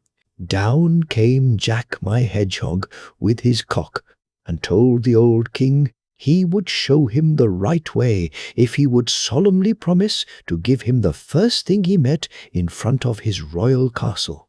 The king said yes, and gave Jack a written promise to that effect.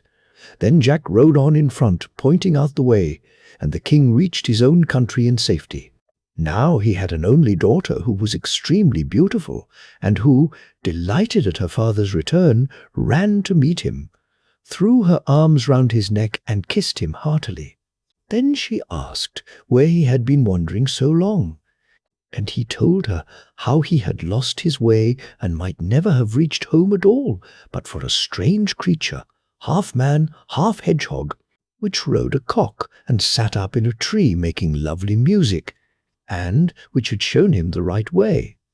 He also told her how he had been obliged to pledge his word to give the creature the first thing which met him outside his castle gate, and he felt very sad at the thought that she had been the first thing to meet him. But the princess comforted him, and said she should be quite willing to go with Jack my hedgehog whenever he came to fetch her, because of the great love she bore to her dear old father. Jack my hedgehog continued to herd his pigs, and they increased in number till there were so many that the forest seemed full of them. So he made up his mind to live there no longer, and sent a message to his father telling him to have all the stables and outhouses in the village cleared, as he was going to bring such an enormous herd that all who would might kill what they chose. His father was much vexed at this news, for he thought Jack had died long ago. Jack, my hedgehog, mounted his cock, and driving his pigs before him into the village, he let everyone kill as many as they chose, and such a hacking and hewing of pork went on as you might have heard for miles off. Then said Jack, "Daddy, let the blacksmith shoe my cock once more. Then I'll ride off, and I promise you I'll never come back again as long as I live." So the father had the cock shod, and rejoiced at the idea of getting rid of his son. Then Jack my hedgehog set off for the first kingdom, and there the king had given strict orders that if anyone should be seen riding a cock and carrying a bagpipe, he was to be chased away and shot at, and on no account to be allowed to enter the palace. So when Jack my Hedgehog rode up, the guards charged him with their bayonets, but he put spurs to his cock, flew up over the gate, right to the king's windows, let himself down on the sill, and called out that if he was not given what had been promised him, both the king and his daughter should pay for it with their lives. Then the king coaxed and entreated his daughter to go with Jack and so save both their lives.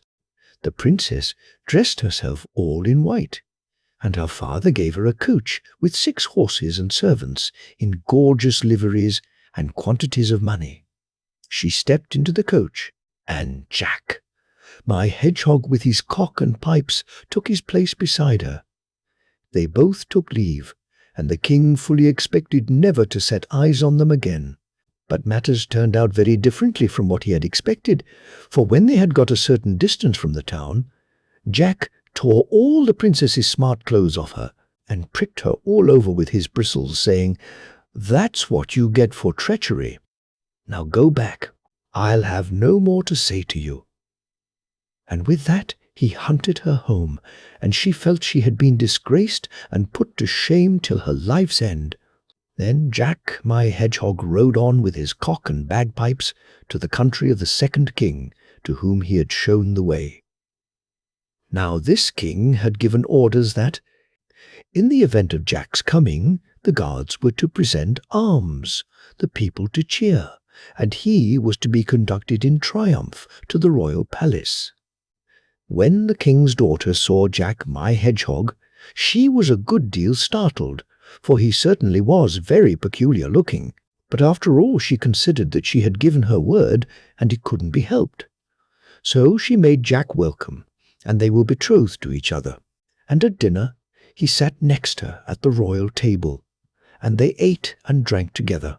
When they retired to rest, the princess feared lest Jack should kiss her because of his prickles, but he told her not to be alarmed, as no harm should befall her.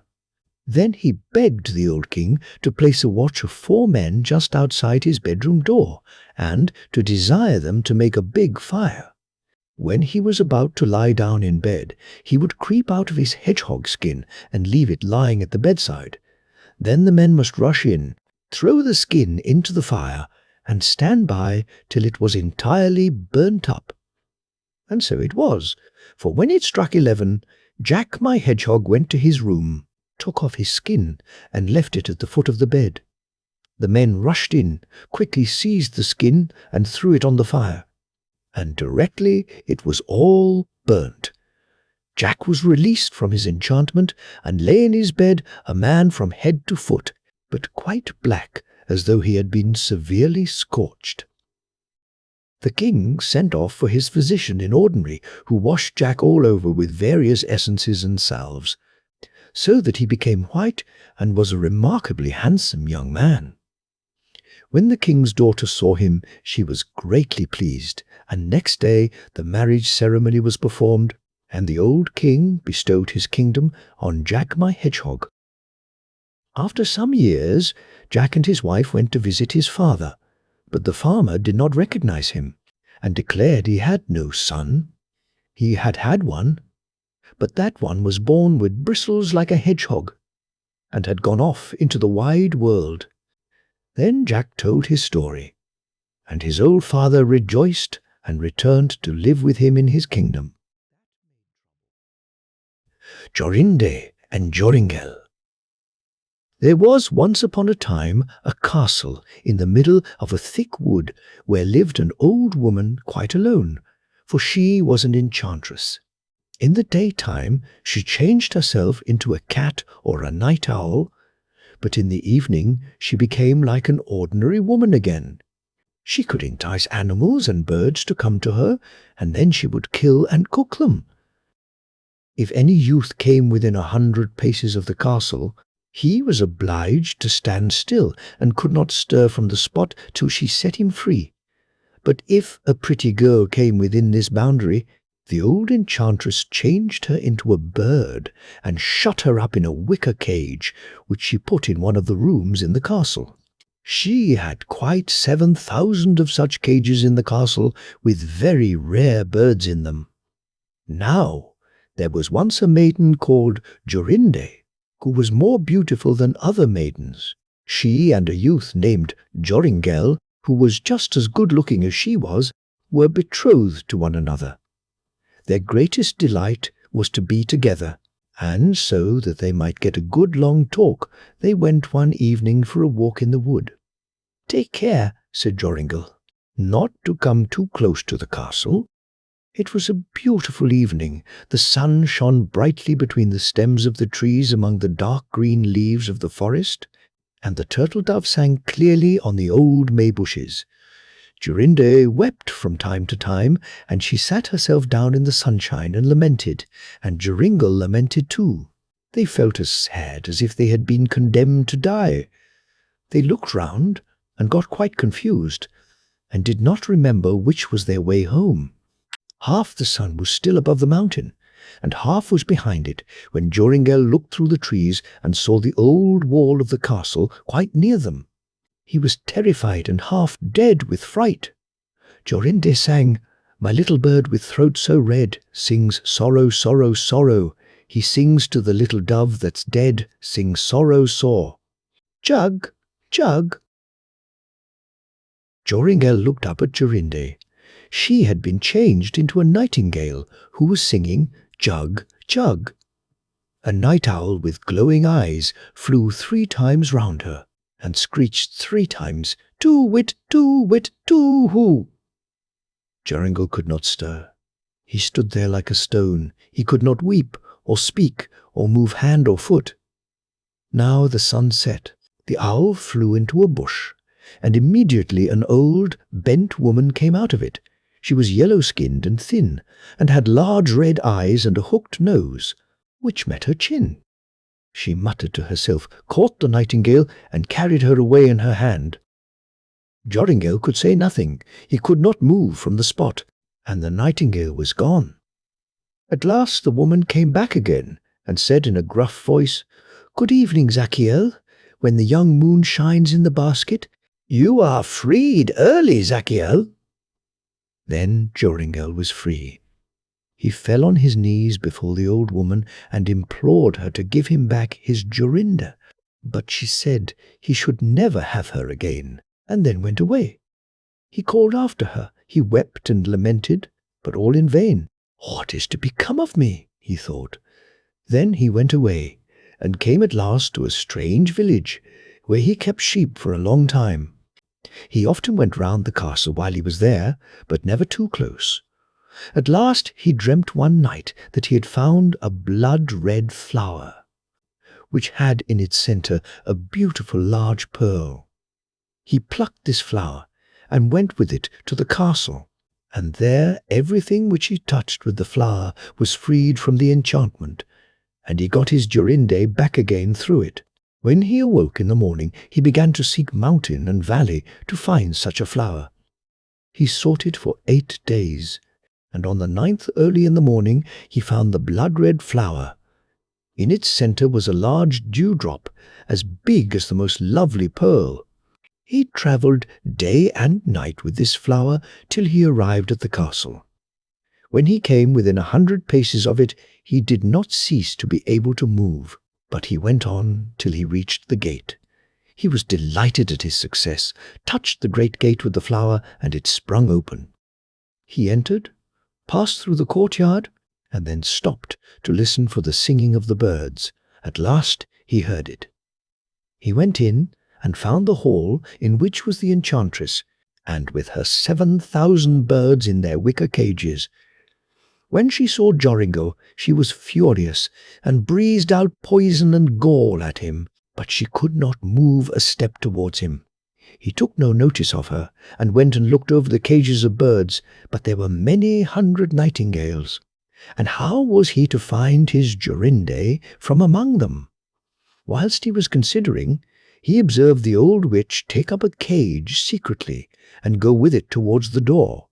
Instantly he sprang after her, touched the cage with the flower, and the old woman as well.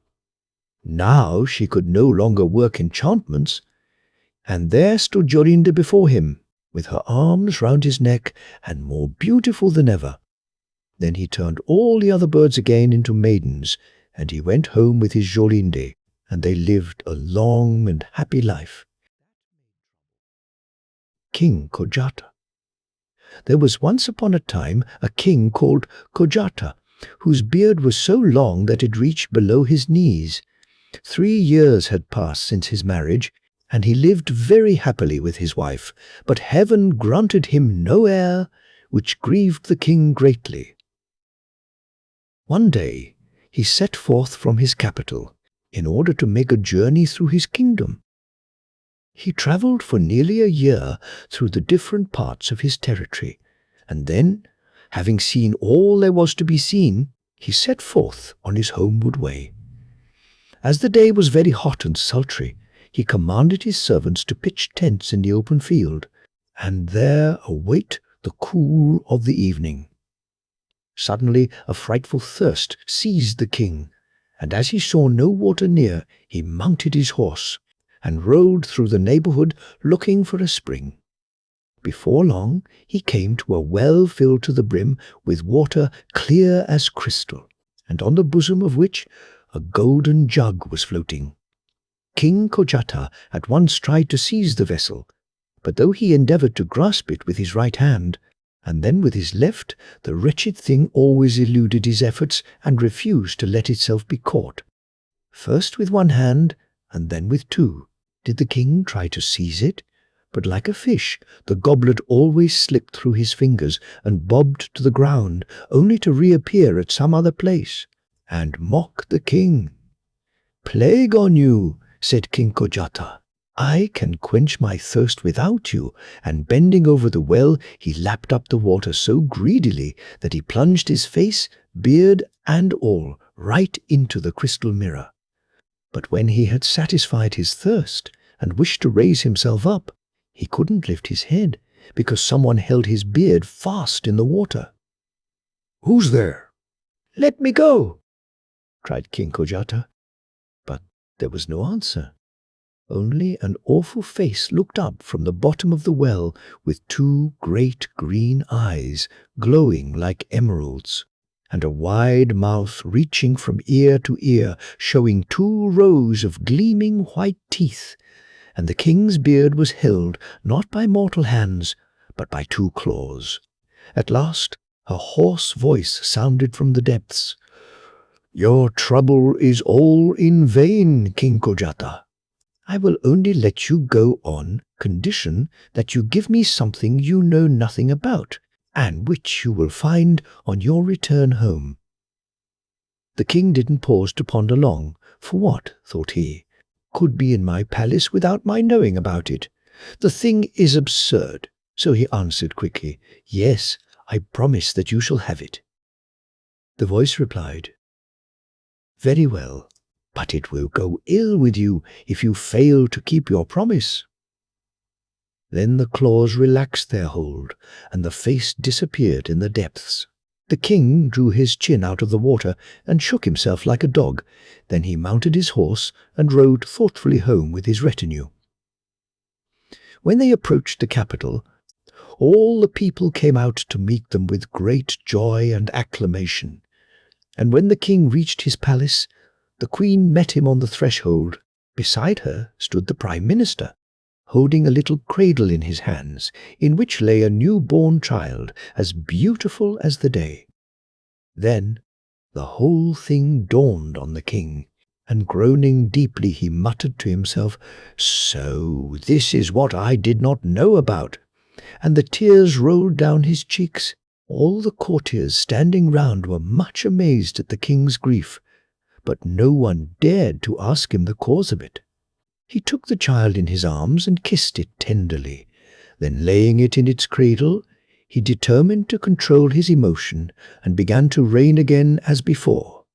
The secret of the king remained a secret, though his grave, careworn expression escaped no one's notice. In the constant dread that his child would be taken from him, poor Kojata knew no rest night or day. However, time went on, and nothing happened.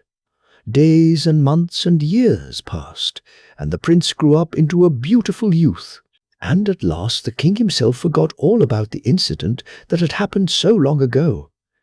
One day the prince went out hunting, and going in pursuit of a wild boar, he soon lost the other huntsmen, and found himself quite alone in the middle of a dark wood.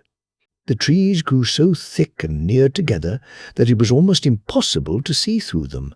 Only straight in front of him lay a little patch of meadowland, overgrown with thistles and rank weeds, in the centre of which a leafy lime tree reared itself.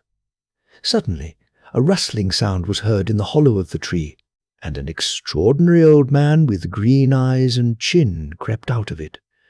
"A fine day, Prince Milan," he said. "You've kept me waiting a good number of years. It was high time for you to come and pay me a visit." "Who are you, in the name of wonder?" demanded the astonished prince. "You'll find out soon enough, but in the meantime do as I bid you. Greet your father, King Kojata, from me, and don't forget to remind him of his debt. The time has long passed since it was due, but now he will have to pay it. Farewell for the present. We shall meet again." With these words, the old man disappeared into the tree, and the prince returned home rather startled, and told his father all that he had seen and heard. The king grew as white as a sheet when he heard the prince's story, and said, "Woe is me, my son. The time has come when we must part," and with a heavy heart he told the prince what had happened at the time of his birth. "Don't worry or distress yourself, dear father," answered Prince Milan.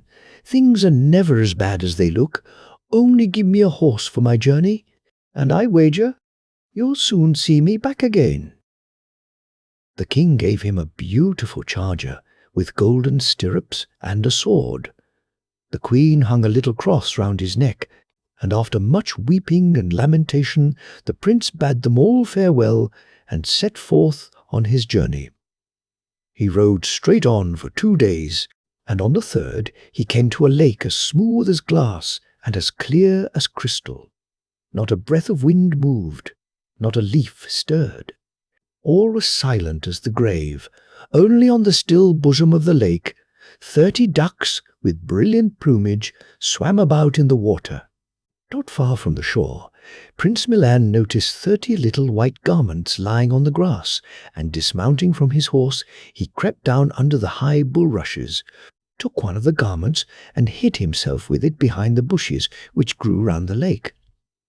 The ducks swam about all over the place, dived down into the depths, and rose again and glided through the waves. At last, tired of disporting themselves, they swam to the shore, and 29 of them put on their little white garments and instantly turned into so many beautiful maidens. Then they finished dressing and disappeared. Only the 30th little duck couldn't come to the land. It swam about close to the shore, and, giving out a piercing cry, it stretched its neck up timidly, gazed wildly around, and then dived under again. Prince Milan's heart was so moved with pity for the poor little creature that he came out from behind the bulrushes to see if he could be of any help.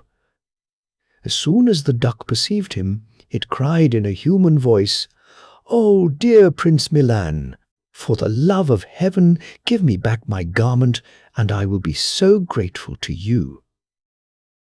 The prince laid the little garment on the bank beside her, and stepped back into the bushes. In a few seconds, a beautiful girl in a white robe stood before him, so fair and sweet and young that no pen could describe her. She gave the prince her hand and spoke. "Many thanks, Prince Milan, for your courtesy. I am the daughter of a wicked magician, and my name is Hyacinthia. My father has 30 young daughters, and is a mighty ruler in the underworld, with many castles and great riches. He has been expecting you for ages, but you need have no fear if you will only follow my advice. As soon as you come into the presence of my father, throw yourself at once on the ground and approach him on your knees. Don't mind if he stamps furiously with his feet and curses and swears. I'll attend to the rest, and in the meantime we had better be off."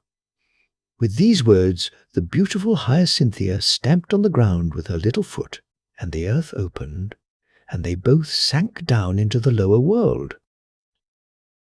The palace of the magician was all hewn out of a single carbuncle, lighting up the whole surrounding region, and Prince Milan walked into it gaily. The magician sat on a throne, a sparkling crown on his head.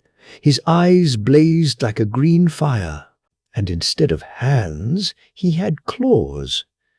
As soon as Prince Milan entered, he flung himself on his knees. The magician stamped loudly with his feet, glared frightfully out of his green eyes, and cursed so loudly that the whole underworld shook. But the prince, mindful of the counsel he had been given, wasn't the least afraid, and approached the throne still on his knees. At last the magician laughed aloud and said, "You rogue, you have been well advised to make me laugh. I won't be your enemy any more. Welcome to the underworld. All the same, for your delay in coming here, we must demand 3 services from you. For today you may go, but tomorrow I shall have something more to say to you." Then 2 servants led Prince Milan to a beautiful apartment, and he lay down fearlessly on the soft bed that had been prepared for him, and was soon fast asleep. Early the next morning, the magician sent for him and said, "Let's see now what you've learnt. In the first place, you must build me a palace tonight, the roof of purest gold, the walls of marble, and the windows of crystal. All round you must lay out a beautiful garden with fish ponds and artistic waterfalls. If you do all this, I will reward you richly. But if you don't, you shall lose your head." "Oh, you wicked monster," thought Prince Milan. "You might as well have put me to death at once." Sadly, he returned to his room, and with bent head sat brooding over his cruel fate till evening. When it grew dark, a little bee flew by, and knocking at the window, it said, "Open, and let me in." Milan opened the window quickly, and as soon as the bee had entered, it changed into the beautiful Hyacinthia. "Good evening, Prince Milan. Why are you so sad?" "How can I help being sad? Your father threatens me with death, and I see myself already without a head." "And what have you made up your mind to do?" "There's nothing to be done, and after all, I suppose one can only die once." "Now, don't be so foolish, my dear prince, but keep up your spirits, for there is no need to despair. Go to bed, and when you wake up tomorrow morning, the palace will be finished. Then you must go all round it, giving a tap here and there on the walls to look as if you had just finished it." And so it all turned out just as she had said. As soon as it was daylight, Prince Milan stepped out of his room and found a palace which was quite a work of art down to the very smallest detail. The magician himself was not a little astonished at its beauty, and could hardly believe his eyes. "Well, you certainly are a splendid workman," he said to the prince. "I see you are very clever with your hands. Now I must see if you are equally accomplished with your head. I have 30 daughters in my house, all beautiful princesses. Tomorrow I will place the whole 30 in a row. You must walk past them 3 times, and the 3rd time you must show me which is my youngest daughter, Hyacinthia. If you don't guess rightly, you shall lose your head." "This time you've made a mistake," thought Prince Milan, and going to his room, he sat down at the window. Just fancy my not recognizing the beautiful Hyacinthia. Why, that is the easiest thing in the world."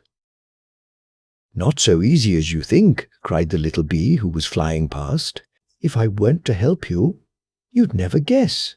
We are 30 sisters, so exactly alike that our own father can hardly distinguish us apart." "Then what am I to do?" asked Prince Milan.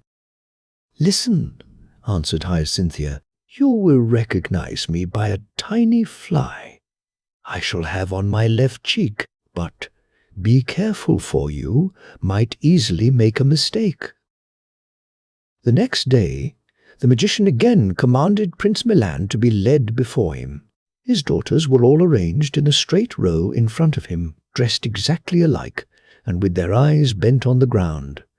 "Now, you genius," said the magician, "look at these beauties 3 times, and then tell us which is the Princess Hyacinthia." Prince Milan went past them and looked at them closely, but they were all so precisely alike that they looked like one face reflected in 30 mirrors, and the fly was nowhere to be seen. The second time he passed them, he still saw nothing. But the third time he perceived a little fly stealing down one cheek, causing it to blush a faint pink. Then the prince seized the girl's hand and cried out, "This is the Princess Hyacinthia!" "You're right again," said the magician in amazement, "but I've still another task for you to do. Before this candle, which I shall light, burns to the socket, you must have made me a pair of boots reaching to my knees. If they aren't finished in that time, off comes your head." The prince returned to his room in despair. Then the Princess Hyacinthia came to him, once more changed into the likeness of a bee, and asked him, "Why so sad, Prince Milan?" "How can I help being sad? Your father has set me this time an impossible task. Before a candle which he has lit burns to the socket, I am to make a pair of boots. But what does a prince know of shoemaking? If I can't do it, I lose my head." "And what do you mean to do?" asked Hyacinthia. "Well, what is there to be done? What he demands I can't and won't do, so he must just make an end of me." "Not so, dearest. I love you dearly, and you shall marry me, and I'll either save your life or die with you. We must fly now, as quickly as we can, for there is no other way of escape." With these words she breathed on the window, and her breath froze on the pane. Then she led Milan out of the room with her, shut the door, and threw the key away. Hand in hand, they hurried to the spot where they had descended into the lower world, and at last reached the banks of the lake. Prince Milan's charger was still grazing on the grass which grew near the water. The horse no sooner recognized his master than it neighed loudly with joy, and springing towards him, it stood as if rooted to the ground, while Prince Milan and Hyacinthia jumped on its back. Then it sped onwards like an arrow from a bow. In the meantime, the magician was waiting impatiently for the prince. Enraged by the delay, he sent his servants to fetch him, for the appointed time was past. The servants came to the door, and finding it locked, they knocked, but the frozen breath on the window replied in Prince Milan's voice, "I am coming directly." With this answer they returned to the magician. But when the prince still did not appear, after a time he sent his servants a second time to bring him. The frozen breath always gave the same answer, but the prince never came. At last the magician lost all patience and commanded the door to be burst open. But when his servants did so, they found the room empty, and the frozen breath laughed aloud. Out of his mind with rage, the magician ordered the prince to be pursued. Then a wild chase began. "I hear horses' hoofs behind us," said Hyacinthia to the prince. Milan sprang from the saddle, put his ear to the ground and listened. "Yes," he answered, "they are pursuing us and are quite close." "Then no time must be lost," said Hyacinthia, and she immediately turned herself into a river, Prince Milan into an iron bridge, and the charger into a blackbird. Behind the bridge, the road branched off into 3 ways.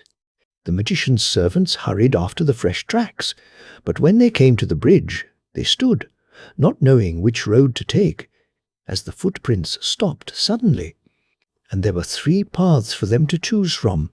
In fear and trembling, they returned to tell the magician what had happened.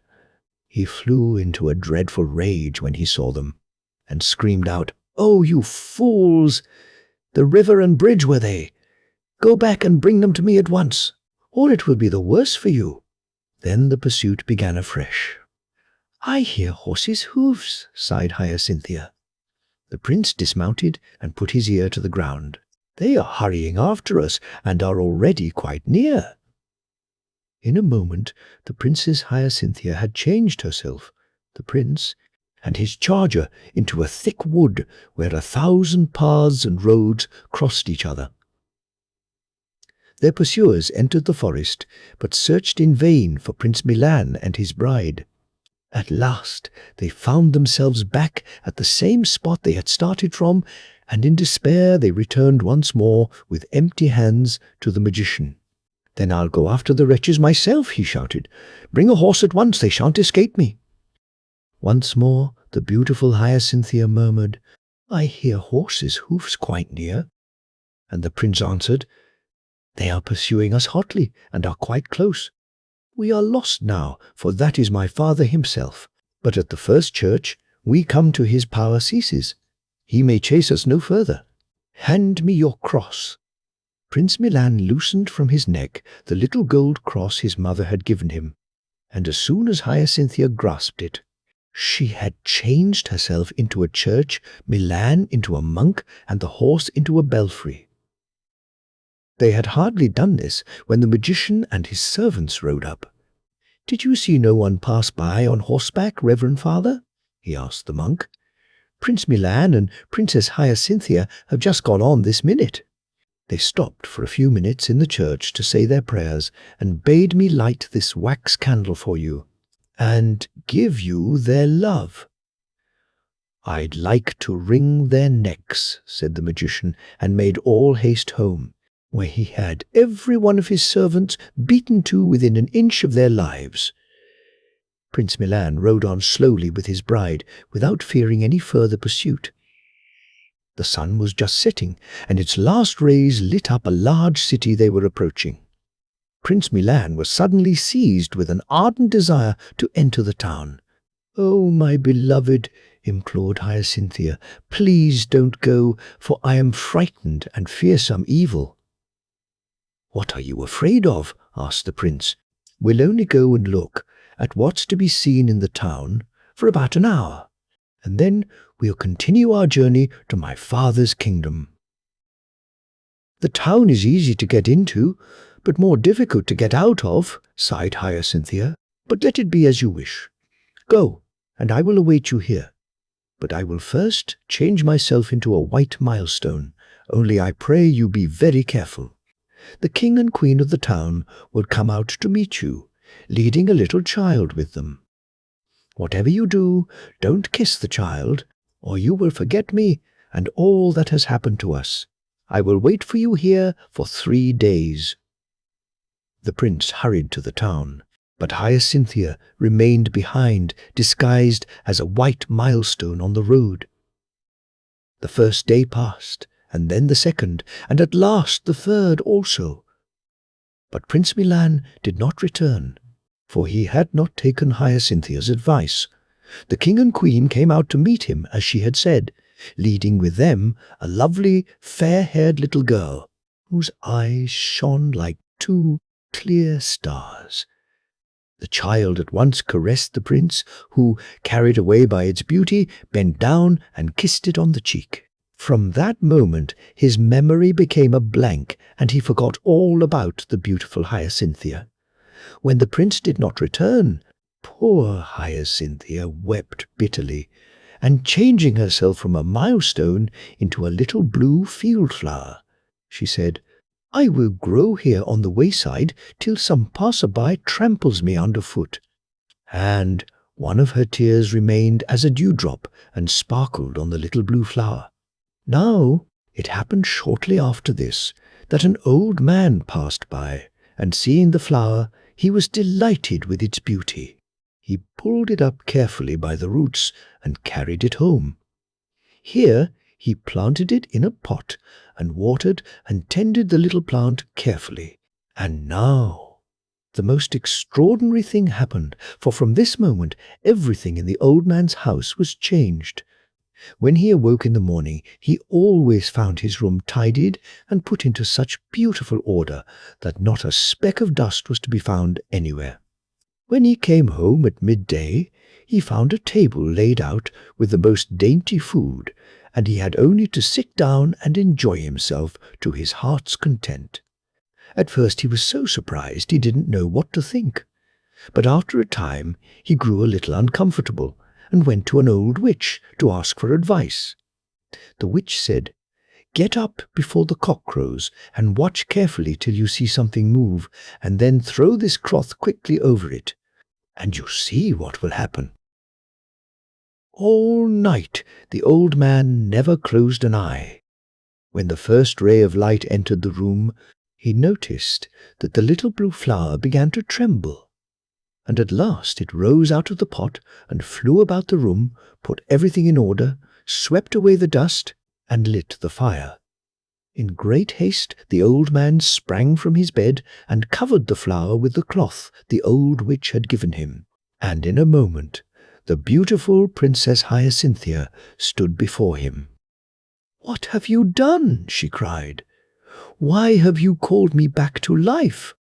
For I have no desire to live, since my bridegroom, the beautiful Prince Milan, has deserted me." "Prince Milan is just going to be married," replied the old man. "Everything is being got ready for the feast, and all the invited guests are flocking to the palace from all sides." The beautiful Hyacinthia cried bitterly when she heard this. Then she dried her tears and went into the town dressed as a peasant woman. She went straight to the king's kitchen, where the white-aproned cooks were running about in great confusion. The princess went up to the head cook and said, "Dear cook, please listen to my request, and let me make a wedding cake for Prince Milan." The busy cook was just going to refuse her demand and order her out of the kitchen, but the words died on his lips when he turned and beheld the beautiful Hyacinthia, and he answered politely, "You have just come in the nick of time, fair maiden. Bake your cake, and I myself will lay it before Prince Milan." The cake was soon made. The invited guests were already thronging round the table when the head cook entered the room, bearing a beautiful wedding cake on a silver dish, and laid it before Prince Milan. The guests were all lost in admiration, for the cake was quite a work of art. Prince Milan at once proceeded to cut it open, when to his surprise 2 white doves sprang out of it, and one of them said to the other, "My dear mate, do not fly away and leave me, and forget me, as Prince Milan forgot his beloved Hyacinthia." Milan sighed deeply when he heard what the little dove said. Then he jumped up suddenly from the table and ran to the door, where he found the beautiful Hyacinthia waiting for him. Outside stood his faithful charger, pawing the ground. Without pausing for a moment, Milan and Hyacinthia mounted him and galloped as fast as they could into the country of King Kojata. The king and queen received them with such joy and gladness as had never been heard of before, and they all lived happily for the rest of their lives. Little One Eye, Little Two Eyes, and Little Three Eyes. There was once a woman who had 3 daughters, of whom the eldest was called Little One Eye because she had only one eye in the middle of her forehead, and the second, Little Two Eyes, because she had 2 eyes like other people, and the youngest, Little Three Eyes, because she had 3 eyes, and her third eye was also in the middle of her forehead. But because Little Two Eyes did not look any different from other children, her sisters and mother could not bear her. They would say to her, "You, with your 2 eyes, are no better than common folk. You don't belong to us." They pushed her here, and threw her wretched clothes there, and gave her to eat only what they left, and they were as unkind to her as ever they could be. It happened one day that Little Two Eyes had to go out into the fields to take care of the goat, but she was still quite hungry because her sisters had given her so little to eat. So she sat down in the meadow and began to cry, and she cried so much that 2 little brooks ran out of her eyes. But when she looked up once in her grief, there stood a woman beside her who asked, "Little Two Eyes, what are you crying for?" Little Two Eyes answered, "Have I not reason to cry? Because I have 2 eyes like other people. My sisters and my mother cannot bear me. They push me out of one corner into another and give me nothing to eat except what they leave. Today they have given me so little that I am still quite hungry." Then the wise woman said, "Little Two Eyes, dry your eyes, and I will tell you something so that you need never be hungry again. Only say to your goat, 'Little goat, bleat, little table, appear.' And a beautifully spread table will stand before you with the most delicious food on it, so that you can eat as much as you want. And when you have had enough and don't want the little table any more, you have only to say, 'Little goat, bleat, little table, away,' and then it will vanish." Then the wise woman went away. But Little Two Eyes thought, "I must try at once if what she has told me is true, for I am more hungry than ever." And she said, "Little goat, bleat, little table, appear." And scarcely had she uttered the words, when there stood a little table before her covered with a white cloth, on which were arranged a plate, with a knife and fork and a silver spoon, and the most beautiful dishes which were smoking hot, as if they had just come out of the kitchen. Then Little Two Eyes said the shortest grace she knew, and set to work and made a good dinner. And when she had had enough, she said, as the wise woman had told her, "Little goat, bleat, little table, away." And immediately the table and all that was on it disappeared again. "That is a splendid way of housekeeping," thought Little Two Eyes, and she was quite happy and contented. In the evening, when she went home with her goat, she found a little earthenware dish with the food that her sisters had thrown to her, but she did not touch it. The next day she went out again with her goat and left the few scraps which were given her. The first and second times her sisters did not notice this, but when it happened continually they remarked it and said, "Something is the matter with Little Two Eyes, for she always leaves her food now, and she used to gobble up all that was given her. She must have found other means of getting food." So, in order to get at the truth, Little One Eye was told to go out with Little Two Eyes when she drove the goat to pasture, and to notice particularly what she got there, and whether anyone brought her food and drink. Now when Little Two Eyes was setting out, Little One Eye came up to her and said, "I will go into the field with you and see if you take good care of the goat, and if you drive him properly to get grass." But Little Two Eyes saw what Little One Eye had in her mind, and she drove the goat into the long grass and said, "Come, Little One Eye, we will sit down here, and I will sing you something." Little One Eye sat down, and as she was very much tired by the long walk to which she was not used, and by the hot day, and as Little Two Eyes went on singing, "Little One Eye, are you awake? Little One Eye, are you asleep?" she shut her one eye and fell asleep.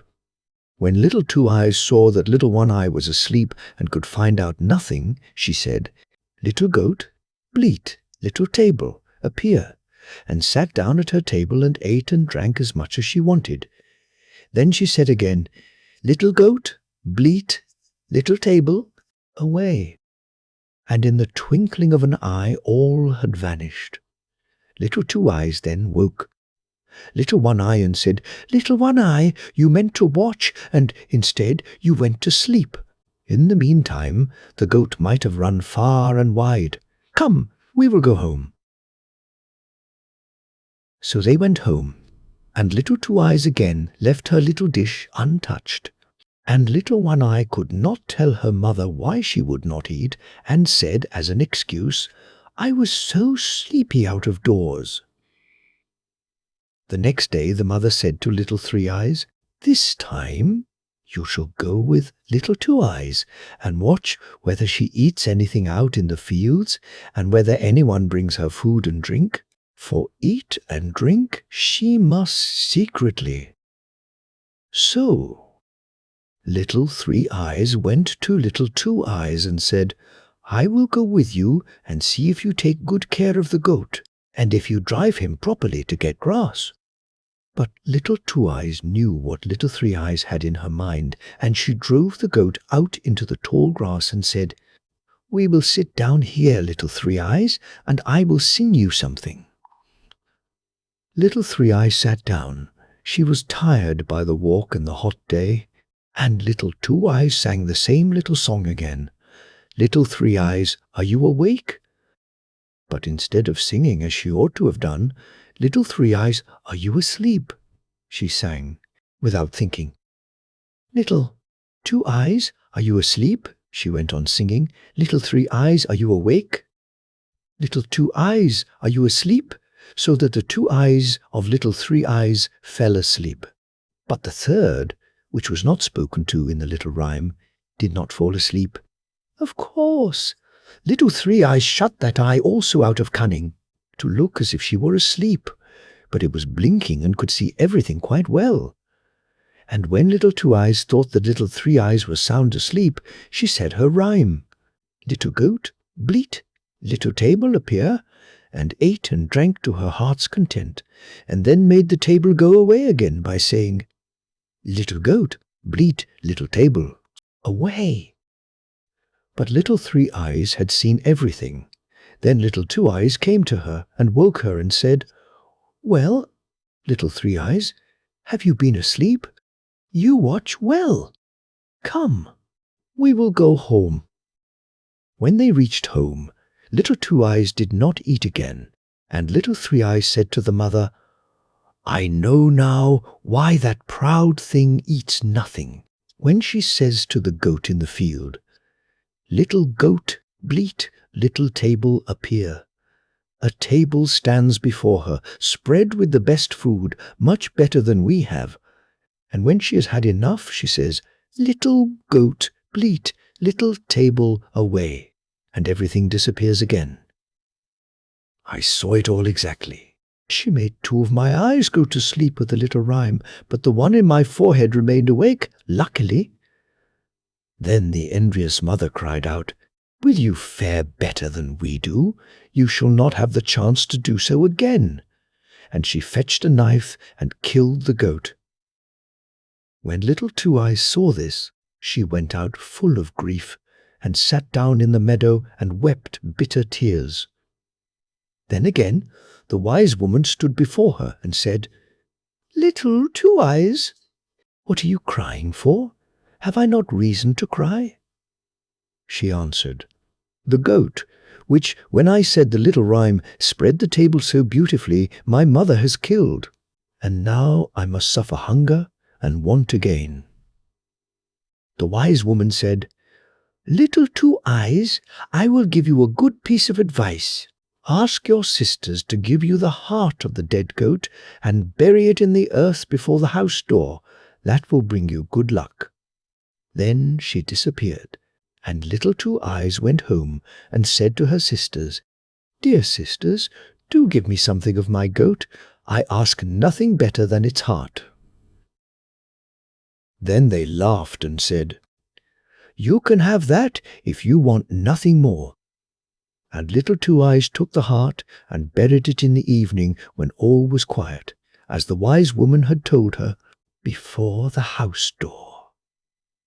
The next morning, when they all awoke and came to the house door, there stood a most wonderful tree, which had leaves of silver and fruit of gold growing on it. You never saw anything more lovely and gorgeous in your life, but they did not know how the tree had grown up in the night. Only Little Two Eyes knew that it had sprung from the heart of the goat, for it was standing just where she had buried it in the ground. Then the mother said to Little One Eye, Climb up, my child, and break us off the fruit from the tree. Little One Eye climbed up, but just when she was going to take hold of one of the golden apples, the boughs sprang out of her hands, and this happened every time, so that she could not break off a single apple, however hard she tried. Then the mother said, "Little Three Eyes, do you climb up? You with your 3 eyes can see round better than Little One Eye." So Little One Eye slid down, and Little Three Eyes climbed up, but she was not any more successful. Look round as she might, the golden apples bent themselves back. At last the mother got impatient and climbed up herself, but she was even less successful than Little One Eye and Little Three Eyes in catching hold of the fruit, and only grasped at the empty air.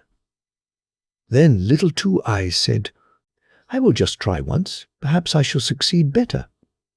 The sisters called out, "You with your 2 eyes will no doubt succeed." But Little Two Eyes climbed up, and the golden apples did not jump away from her, but behaved quite properly, so that she could pluck them off, one after the other, and brought a whole apron full down with her. The mother took them from her, and instead of behaving better to poor Little Two Eyes, as they ought to have done, they were jealous that she only could reach the fruit and behave still more unkindly to her. It happened one day that when they were all standing together by the tree, that a young knight came riding along. "Be quick, Little Two Eyes," cried the 2 sisters, "creep under this, so that you shall not disgrace us." And they put over poor Little Two Eyes as quickly as possible an empty cask, which was standing close to the tree, and they pushed the golden apples which she had broken off under with her. When the knight, who was a very handsome young man, rode up, he wondered to see the marvellous tree of gold and silver, and said to the 2 sisters, "Whose is this beautiful tree?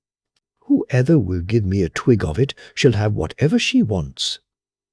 Then Little One Eye and Little Three Eyes answered that the tree belonged to them, and that they would certainly break him off a twig. They gave themselves a great deal of trouble, but in vain. The twigs and fruit bent back every time from their hands. Then the knight said, "It is very strange that the tree should belong to you, and yet that you have not the power to break anything from it." But they would have that the tree was theirs, and while they were saying this, Little Two Eyes rolled a couple of golden apples from under the cask, so that they lay at the knight's feet, for she was angry with Little One Eye and Little Three Eyes for not speaking the truth. When the knight saw the apples, he was astonished and asked where they came from. Little One Eye and Little Three Eyes answered that they had another sister, but she could not be seen because she had only 2 eyes, like ordinary people. But the knight demanded to see her and called out, "Little Two Eyes, come forth." Then Little Two Eyes came out from under the cask quite happily, and the knight was astonished at her great beauty and said, "Little Two Eyes, I am sure you can break me off a twig from the tree." "Yes," answered Little Two Eyes, "I can, for the tree is mine." So she climbed up and broke off a small branch with its silver leaves and golden fruit without any trouble, and gave it to the knight. Then he said, "Little Two Eyes, what shall I give you for this?" "Ah," answered Little Two Eyes, "I suffer hunger and thirst, want and sorrow from early morning till late in the evening. If you would take me with you and free me from this, I should be happy."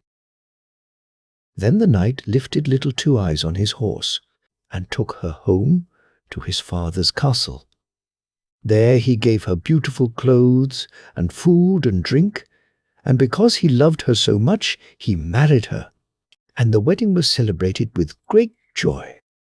When the handsome knight carried Little Two Eyes away with him, the 2 sisters envied her good luck at first, but the wonderful tree is still with us after all, they thought, and although we cannot break any fruit from it, everyone will stop and look at it, and will come to us and praise it. Who knows whether we may not reap a harvest from it?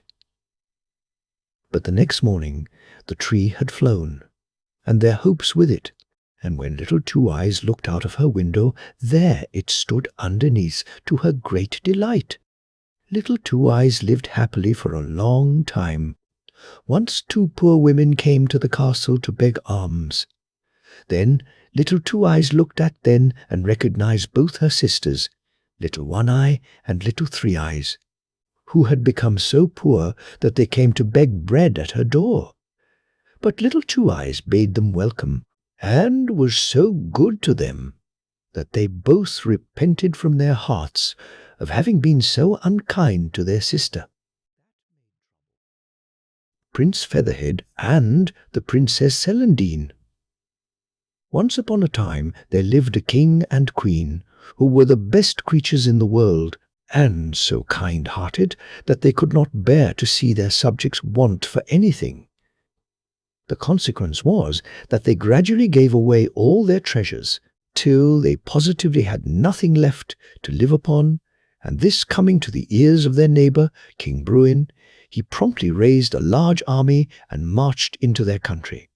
The poor king, having no means of defending his kingdom, was forced to disguise himself with a false beard, and carrying his only son, the little Prince Featherhead, in his arms, and accompanied only by the queen, to make the best of his way into the wild country. They were lucky enough to escape the soldiers of King Bruin, and at last, after unheard-of fatigues and adventures, they found themselves in a charming green valley, through which flowed a stream clear as crystal and overshadowed by beautiful trees. As they looked round them with delight, a voice said suddenly, "Fish, and see what you will catch." Now the king had always loved fishing, and never went anywhere without a fish hook or two in his pocket, so he drew one out hastily, and the queen lent him her girdle to fasten it to, and it had hardly touched the water before it caught a big fish, which made them an excellent meal. And not before they needed it, for they had found nothing until then but a few wild berries and roots. They thought that for the present they could not do better than stay in this delightful place, and the king set to work, and soon built a bower of branches to shelter them, and when it was finished, the queen was so charmed with it that she declared nothing was lacking to complete her happiness but a flock of sheep, which she and the little prince might tend while the king fished. They soon found that the fish were not only abundant and easily caught, but also very beautiful, with glittering scales of every imaginable hue, and before long the king discovered that he could teach them to talk and whistle better than any parrot. Then he determined to carry some to the nearest town and try to sell them, and, as no one had ever before seen any like them, the people flocked about him eagerly and bought all he had caught, so that presently not a house in the city was considered complete without a crystal bowl full of fish, and the king's customers were very particular about having them to match the rest of the furniture, and gave him a vast amount of trouble in choosing them. However, the money he obtained in this way enabled him to buy the queen her flock of sheep, as well as many of the other things which go to make life pleasant, so that they never once regretted their lost kingdom. Now it happened that the fairy of the beech woods lived in the lovely valley to which chance had led the poor fugitives, and it was she who had, in pity for their forlorn condition, sent the king such good luck to his fishing, and generally taken them under her protection. This she was all the more inclined to do as she loved children, and little Prince Featherhead, who never cried and grew prettier day by day, quite won her heart. She made the acquaintance of the king and the queen without at first letting them know that she was a fairy, and they soon took a great fancy to her, and even trusted her with the precious prince, whom she carried off to her palace, where she regaled him with cakes and tarts and every other good thing. This was the way she chose of making him fond of her, but afterwards, as he grew older, she spared no pains in educating and training him as a prince should be trained. But unfortunately, in spite of all her care, he grew so vain and frivolous that he quitted his peaceful country life in disgust, and rushed eagerly after all the foolish gaieties of the neighboring town, where his handsome face and charming manners speedily made him popular. The king and queen deeply regretted this alteration in their son, but did not know how to mend matters, since the good old fairy had made him so self-willed. Just at this time, the fairy of the beech woods received a visit from an old friend of hers called Saradine, who rushed into her house so breathless with rage that she could hardly speak. "Dear, dear, what is the matter?" said the fairy of the beech woods soothingly. "The matter?" cried Saradine. "You shall soon hear all about it. You know that, not content with endowing Celandine, Princess of the Summer Islands, with everything she could desire to make her charming, I actually took the trouble to bring her up myself, and now what does she do but come to me with more coaxings and caresses than usual to beg a favour? And what do you suppose this favour turns out to be, when I have been cajoled into promising to grant it? Nothing more nor less than a request that I will take back all my gifts. Since, says my young madam, if I have the good fortune to please you, how am I to know that it is really I, myself? And that's how it will be all my life long, whenever I meet anybody. You see what a weariness my life will be to me under these circumstances, and yet I assure you I am not ungrateful to you for all your kindness. I did all I could, continued Saradine, to make her think better of it, but in vain. So after going through the usual ceremony for taking back my gifts, I'm come to you for a little peace and quietness. But, after all, I have not taken anything of consequence from this provoking Celandine. Nature had already made her so pretty, and given her such a ready wit of her own, that she will do perfectly well without me.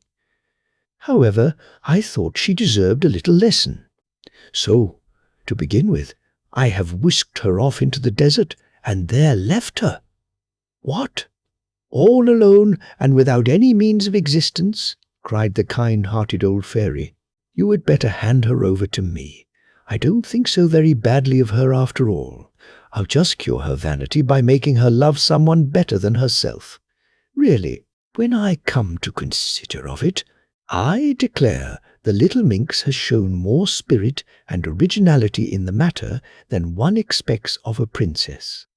Saradine willingly consented to this arrangement, and the old fairy's first care was to smooth away all the difficulties which surrounded the princess, and lead her by the mossy path overhung with trees to the bower of the king and queen, who still pursued their peaceful life in the valley.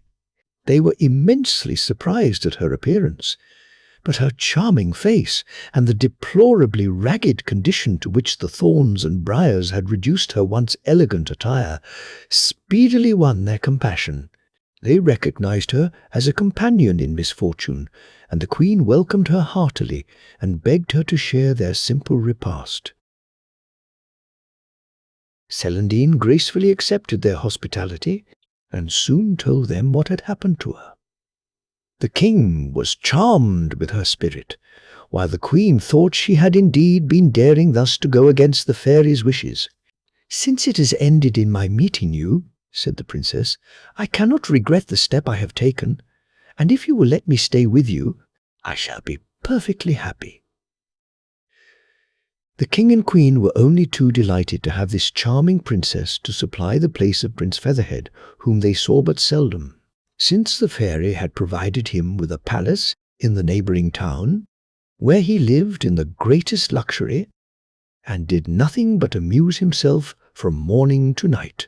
So Celandine stayed, and helped the queen to keep house, and very soon they loved her dearly.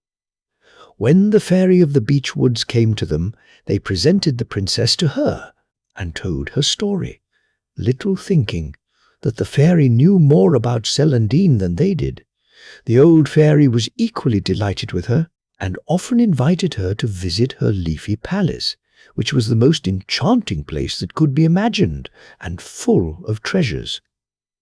Often she would say to the princess, when showing her some wonderful thing this will do for a wedding gift some day.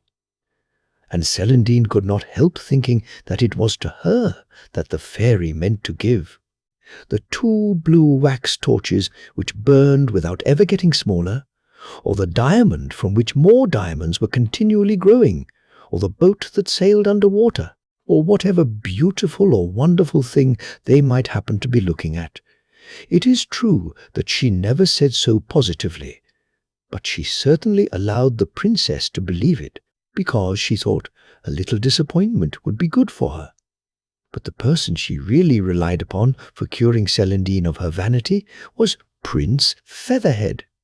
The old fairy was not at all pleased with the way he had been going on for some time, but her heart was so soft towards him that she was unwilling to take him away from the pleasures he loved, except by offering him something better, which is not the most effectual mode of correction, though it is without doubt the most agreeable.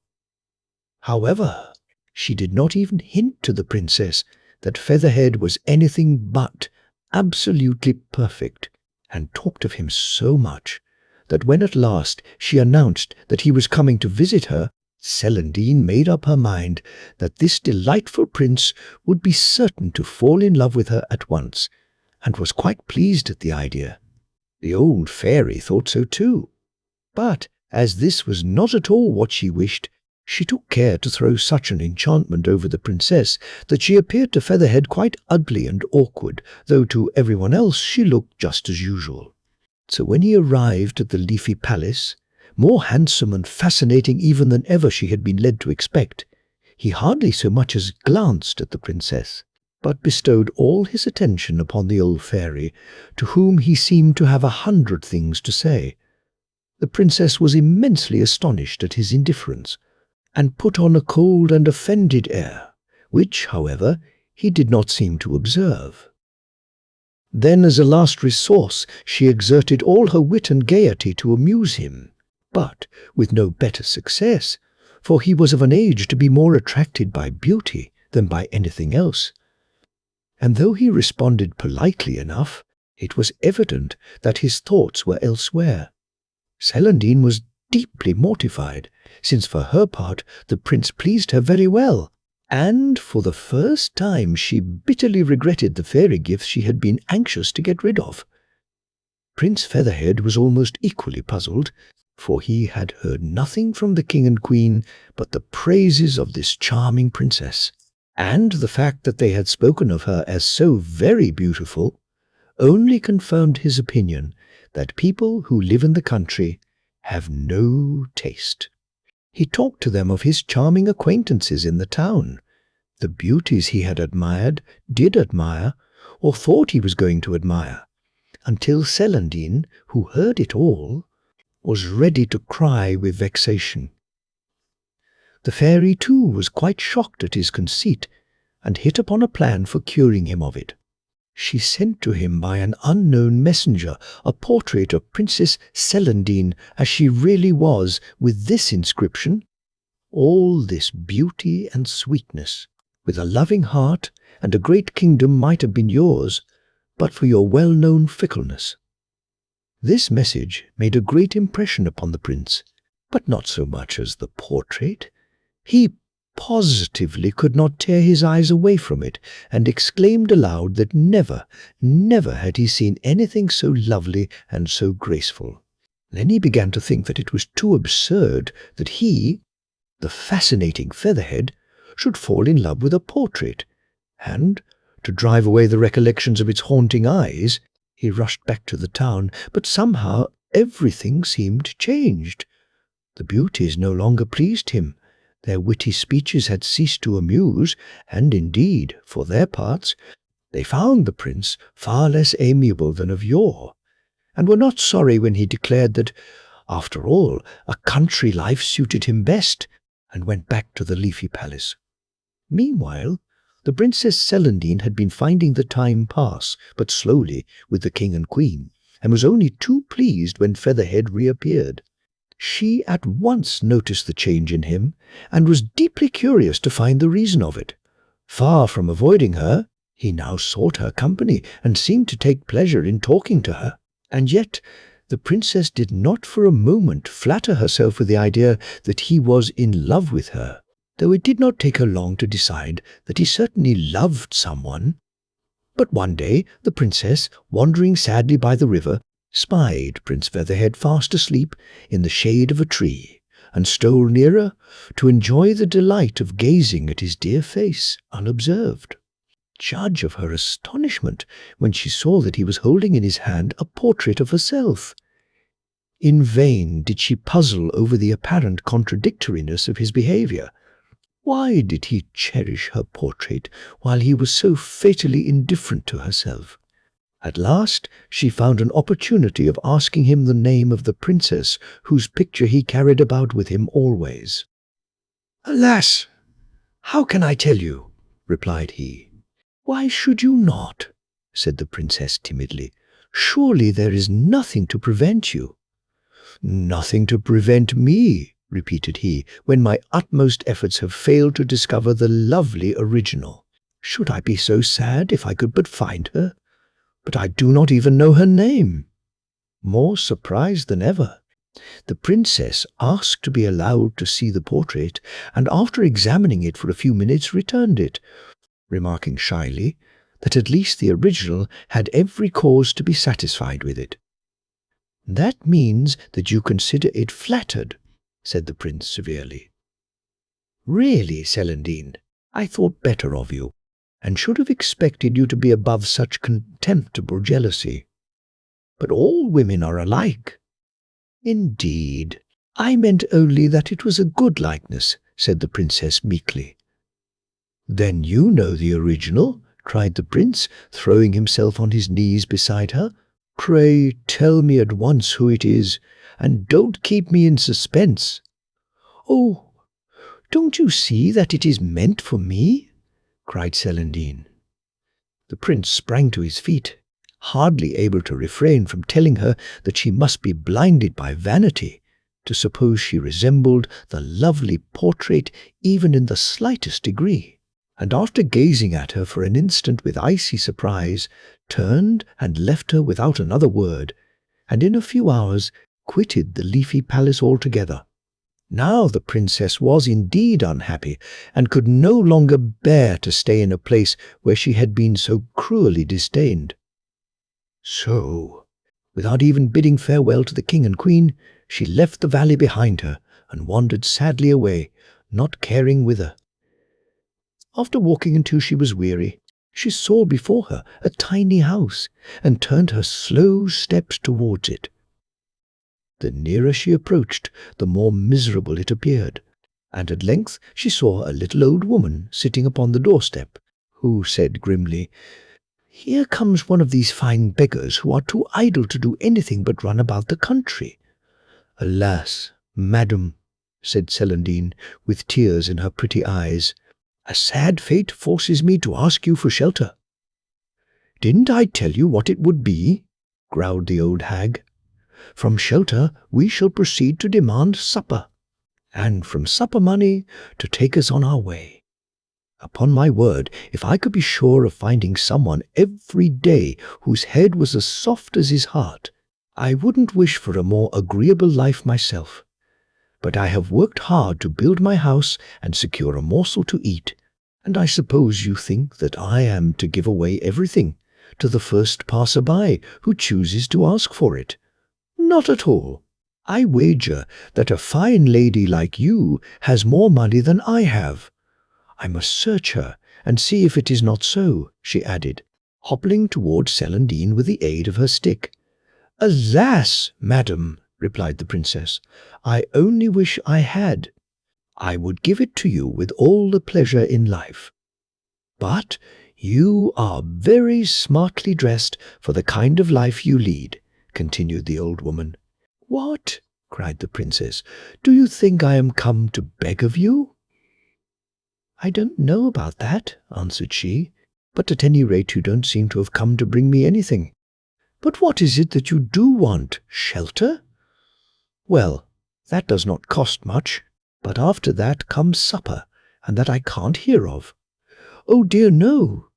Why, at your age one is always ready to eat, and now you have been walking, and I suppose you are ravenous." "Indeed no, madam," answered the poor princess. "I am too sad to be hungry." "Oh, well, if you were promised to go on being sad, you may stay for the night," said the old woman mockingly. Thereupon she made the princess sit down beside her and began fingering her silken robe while she muttered, "Lace on top, lace underneath. This must have cost you a pretty penny. It would have been better to save enough to feed yourself, and not come begging to those who want all they have for themselves. Pray, what may you have paid for these fine clothes?" "Alas, madam," answered the princess, "I did not buy them, and I know nothing about money." "What do you know, if I may ask?" said the old dame. "Not much, but indeed I am very unhappy," cried Celandine, bursting into tears, "and if my services are any good to you—" "Services!" interrupted the hag crossly. "One has to pay for services, and I am not above doing my own work." "Madam, I will serve you for nothing," said the poor princess, whose spirits were sinking lower and lower.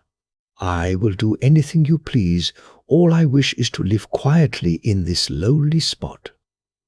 "Oh, I know you are only trying to take me in," answered she.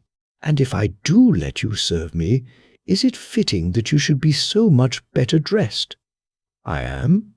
If I keep you, will you give me your clothes and wear some that I will provide you with? It is true that I am getting old and may want someone to take care of me some day." "Oh, for pity's sake, do what you please with my clothes," cried poor Celandine miserably. And the old woman hobbled off with great alacrity, and fetched a little bundle containing a wretched dress, such as the princess had never even seen before, and nimbly skipped round, helping her to put it on instead of her own rich robe, with many exclamations of, "Saints, what a magnificent lining! And the width of it! It will make me 4 dresses at least. Why, child, I wonder you could walk under such a weight, and certainly in my house you would not have had room to turn round."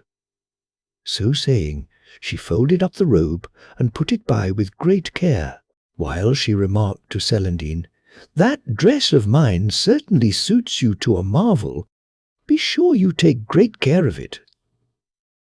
When supper time came, she went into the house, declining all the princess's offers of assistance, and shortly afterwards brought out a very small dish, saying, "Now let us sup."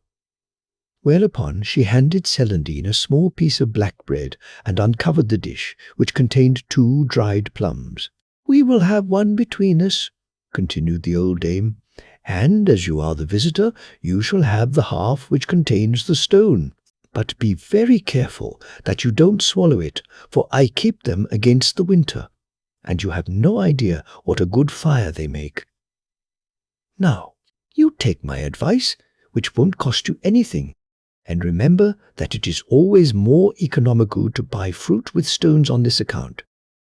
Celandine, absorbed in her own sad thoughts, did not even hear this prudent counsel, and quite forgot to eat her share of the plum, which delighted the old woman, who put it by carefully for her breakfast, saying, "I am very much pleased with you, and if you go on as you have begun, we shall do very well, and I can teach you many useful things which people don't generally know. For instance, look at my house. It is built entirely of the seeds of all the pears I have eaten in my life. Now, most people throw them away, and that only shows what a number of things are wasted for want of a little patience and ingenuity."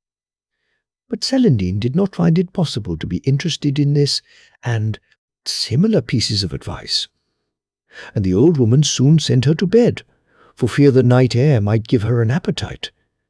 She passed a sleepless night, but in the morning the old dame remarked, "I heard how well you slept. After such a night you cannot want any breakfast. So, while I do my household tasks, you had better stay in bed, since the more one sleeps, the less one need eat. And as it is market day, I will go to town and buy a pennyworth of bread for the week's eating." And so she chattered on. But poor Celandine did not hear or heed her. She wandered out into the desolate country to think over her sad fate. However, the good fairy of the beech woods did not want her to be starved, so she sent her an unlooked-for relief in the shape of a beautiful white cow, which followed her back to the tiny house. When the old woman saw it, her joy knew no bounds. "Now we can have milk and cheese and butter," cried she. "Ah, how good milk is! What a pity it is so ruinously expensive." So they made a little shelter of branches for the beautiful creature, which was quite gentle, and followed Celandine about like a dog when she took it out every day to graze. One morning, as she sat by a little brook, thinking sadly, she suddenly saw a young stranger approaching, and got up quickly, intending to avoid him.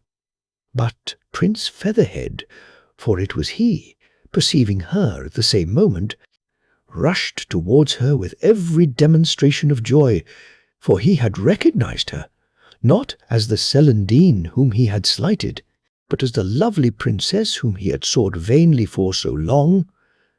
The fact was that the fairy of the beech woods, thinking she had been punished enough, had withdrawn the enchantment from her and transferred it to Featherhead, thereby in an instant depriving him of the good looks which had done so much towards making him the fickle creature he was.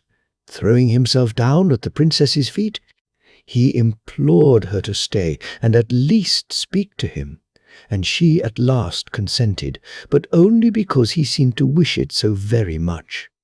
After that he came every day in the hope of meeting her again, and often expressed his delight at being with her. But one day, when he had been begging Celandine to love him, she confided to him that it was quite impossible, since her heart was already entirely occupied by another.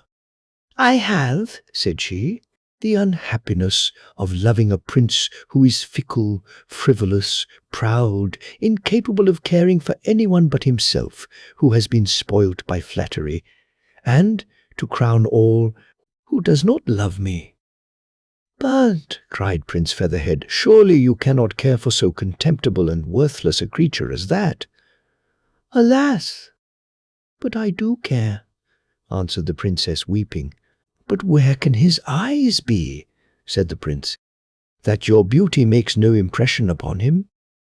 As for me, since I have possessed your portrait, I have wandered over the whole world to find you, and, now we have met, I see that you are 10 times lovelier than I could have imagined, and I would give all I own to win your love." "My portrait!" cried Celandine with sudden interest. "Is it possible that Prince Featherhead can have parted with it?" "He would part with his life sooner, lovely princess," answered he.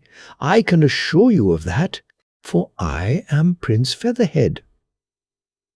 At the same moment, the fairy of the beech woods took away the enchantment, and the happy princess recognized her lover, now truly hers, for the trials they had both undergone had so changed and improved them that they were capable of a real love for each other.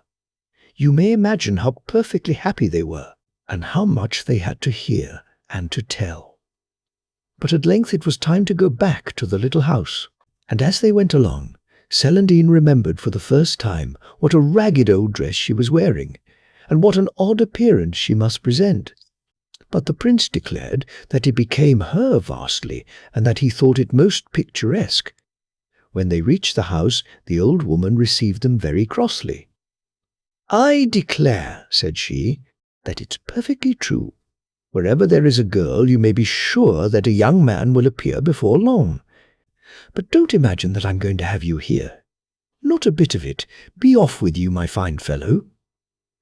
Prince Featherhead was inclined to be angry at this uncivil reception, but he was really too happy to care much, so he only demanded, on Celandine's behalf, that the old dame should give her back her own attire, that she might go away suitably dressed.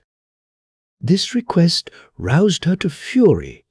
since she had counted upon the princess's fine robes to clothe her for the rest of her life, so that it was some time before the prince could make himself heard to explain that he was willing to pay for them.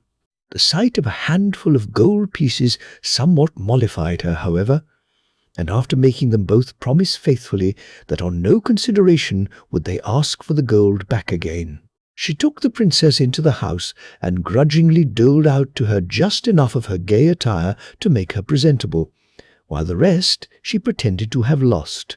After this they found that they were very hungry, for one cannot live on love any more than on air. And then the old woman's lamentations were louder than before. "What?" she cried. "Feed people who were as happy as all that? Why, it was simply ruinous." But as the prince began to look angry, she, with many sighs and mutterings, brought out a morsel of bread, a bowl of milk, and 6 plums, with which the lovers were well content, for as long as they could look at one another, they really did not know what they were eating. It seemed as if they would go on forever with their reminiscences, the prince telling how he had wandered all over the world from beauty to beauty, always to be disappointed when he found that no one resembled the portrait, the princess wondering how it was he could have been so long with her, and yet never have recognized her, and over again pardoning him for his cold and haughty behavior to her. "For," she said, "you see, Featherhead, I love you, and love makes everything right. But we cannot stay here," she added. "What are we to do?" The prince thought they had better find their way to the fairy of the beach, woods, and put themselves once more under her protection. And they had hardly agreed upon this course when 2 little chariots wreathed with jasmine and honeysuckle suddenly appeared, and, stepping into them, they were whirled away to the leafy palace. Just before they lost sight of the little house, they heard loud cries and lamentations from the miserly old dame, and, looking round, perceived that the beautiful cow was vanishing in spite of her frantic efforts to hold it fast. And they afterwards heard that she spent the rest of her life in trying to put the handful of gold the prince had thrown to her into her money bag. For the fairy, as a punishment for her avarice, caused it to slip out again as fast as she dropped it in. The fairy of the beech woods ran to welcome the prince and princess with open arms, only too delighted to find them so much improved that she could, with a clear conscience, begin to spoil them again. Very soon the fairy Saradine also arrived, bringing the king and queen with her. Princess Quilandine implored her pardon, which she graciously gave. Indeed, the princess was so charming she could refuse her nothing. She also restored to her the summer islands and promised her protection in all things. The fairy of the beach.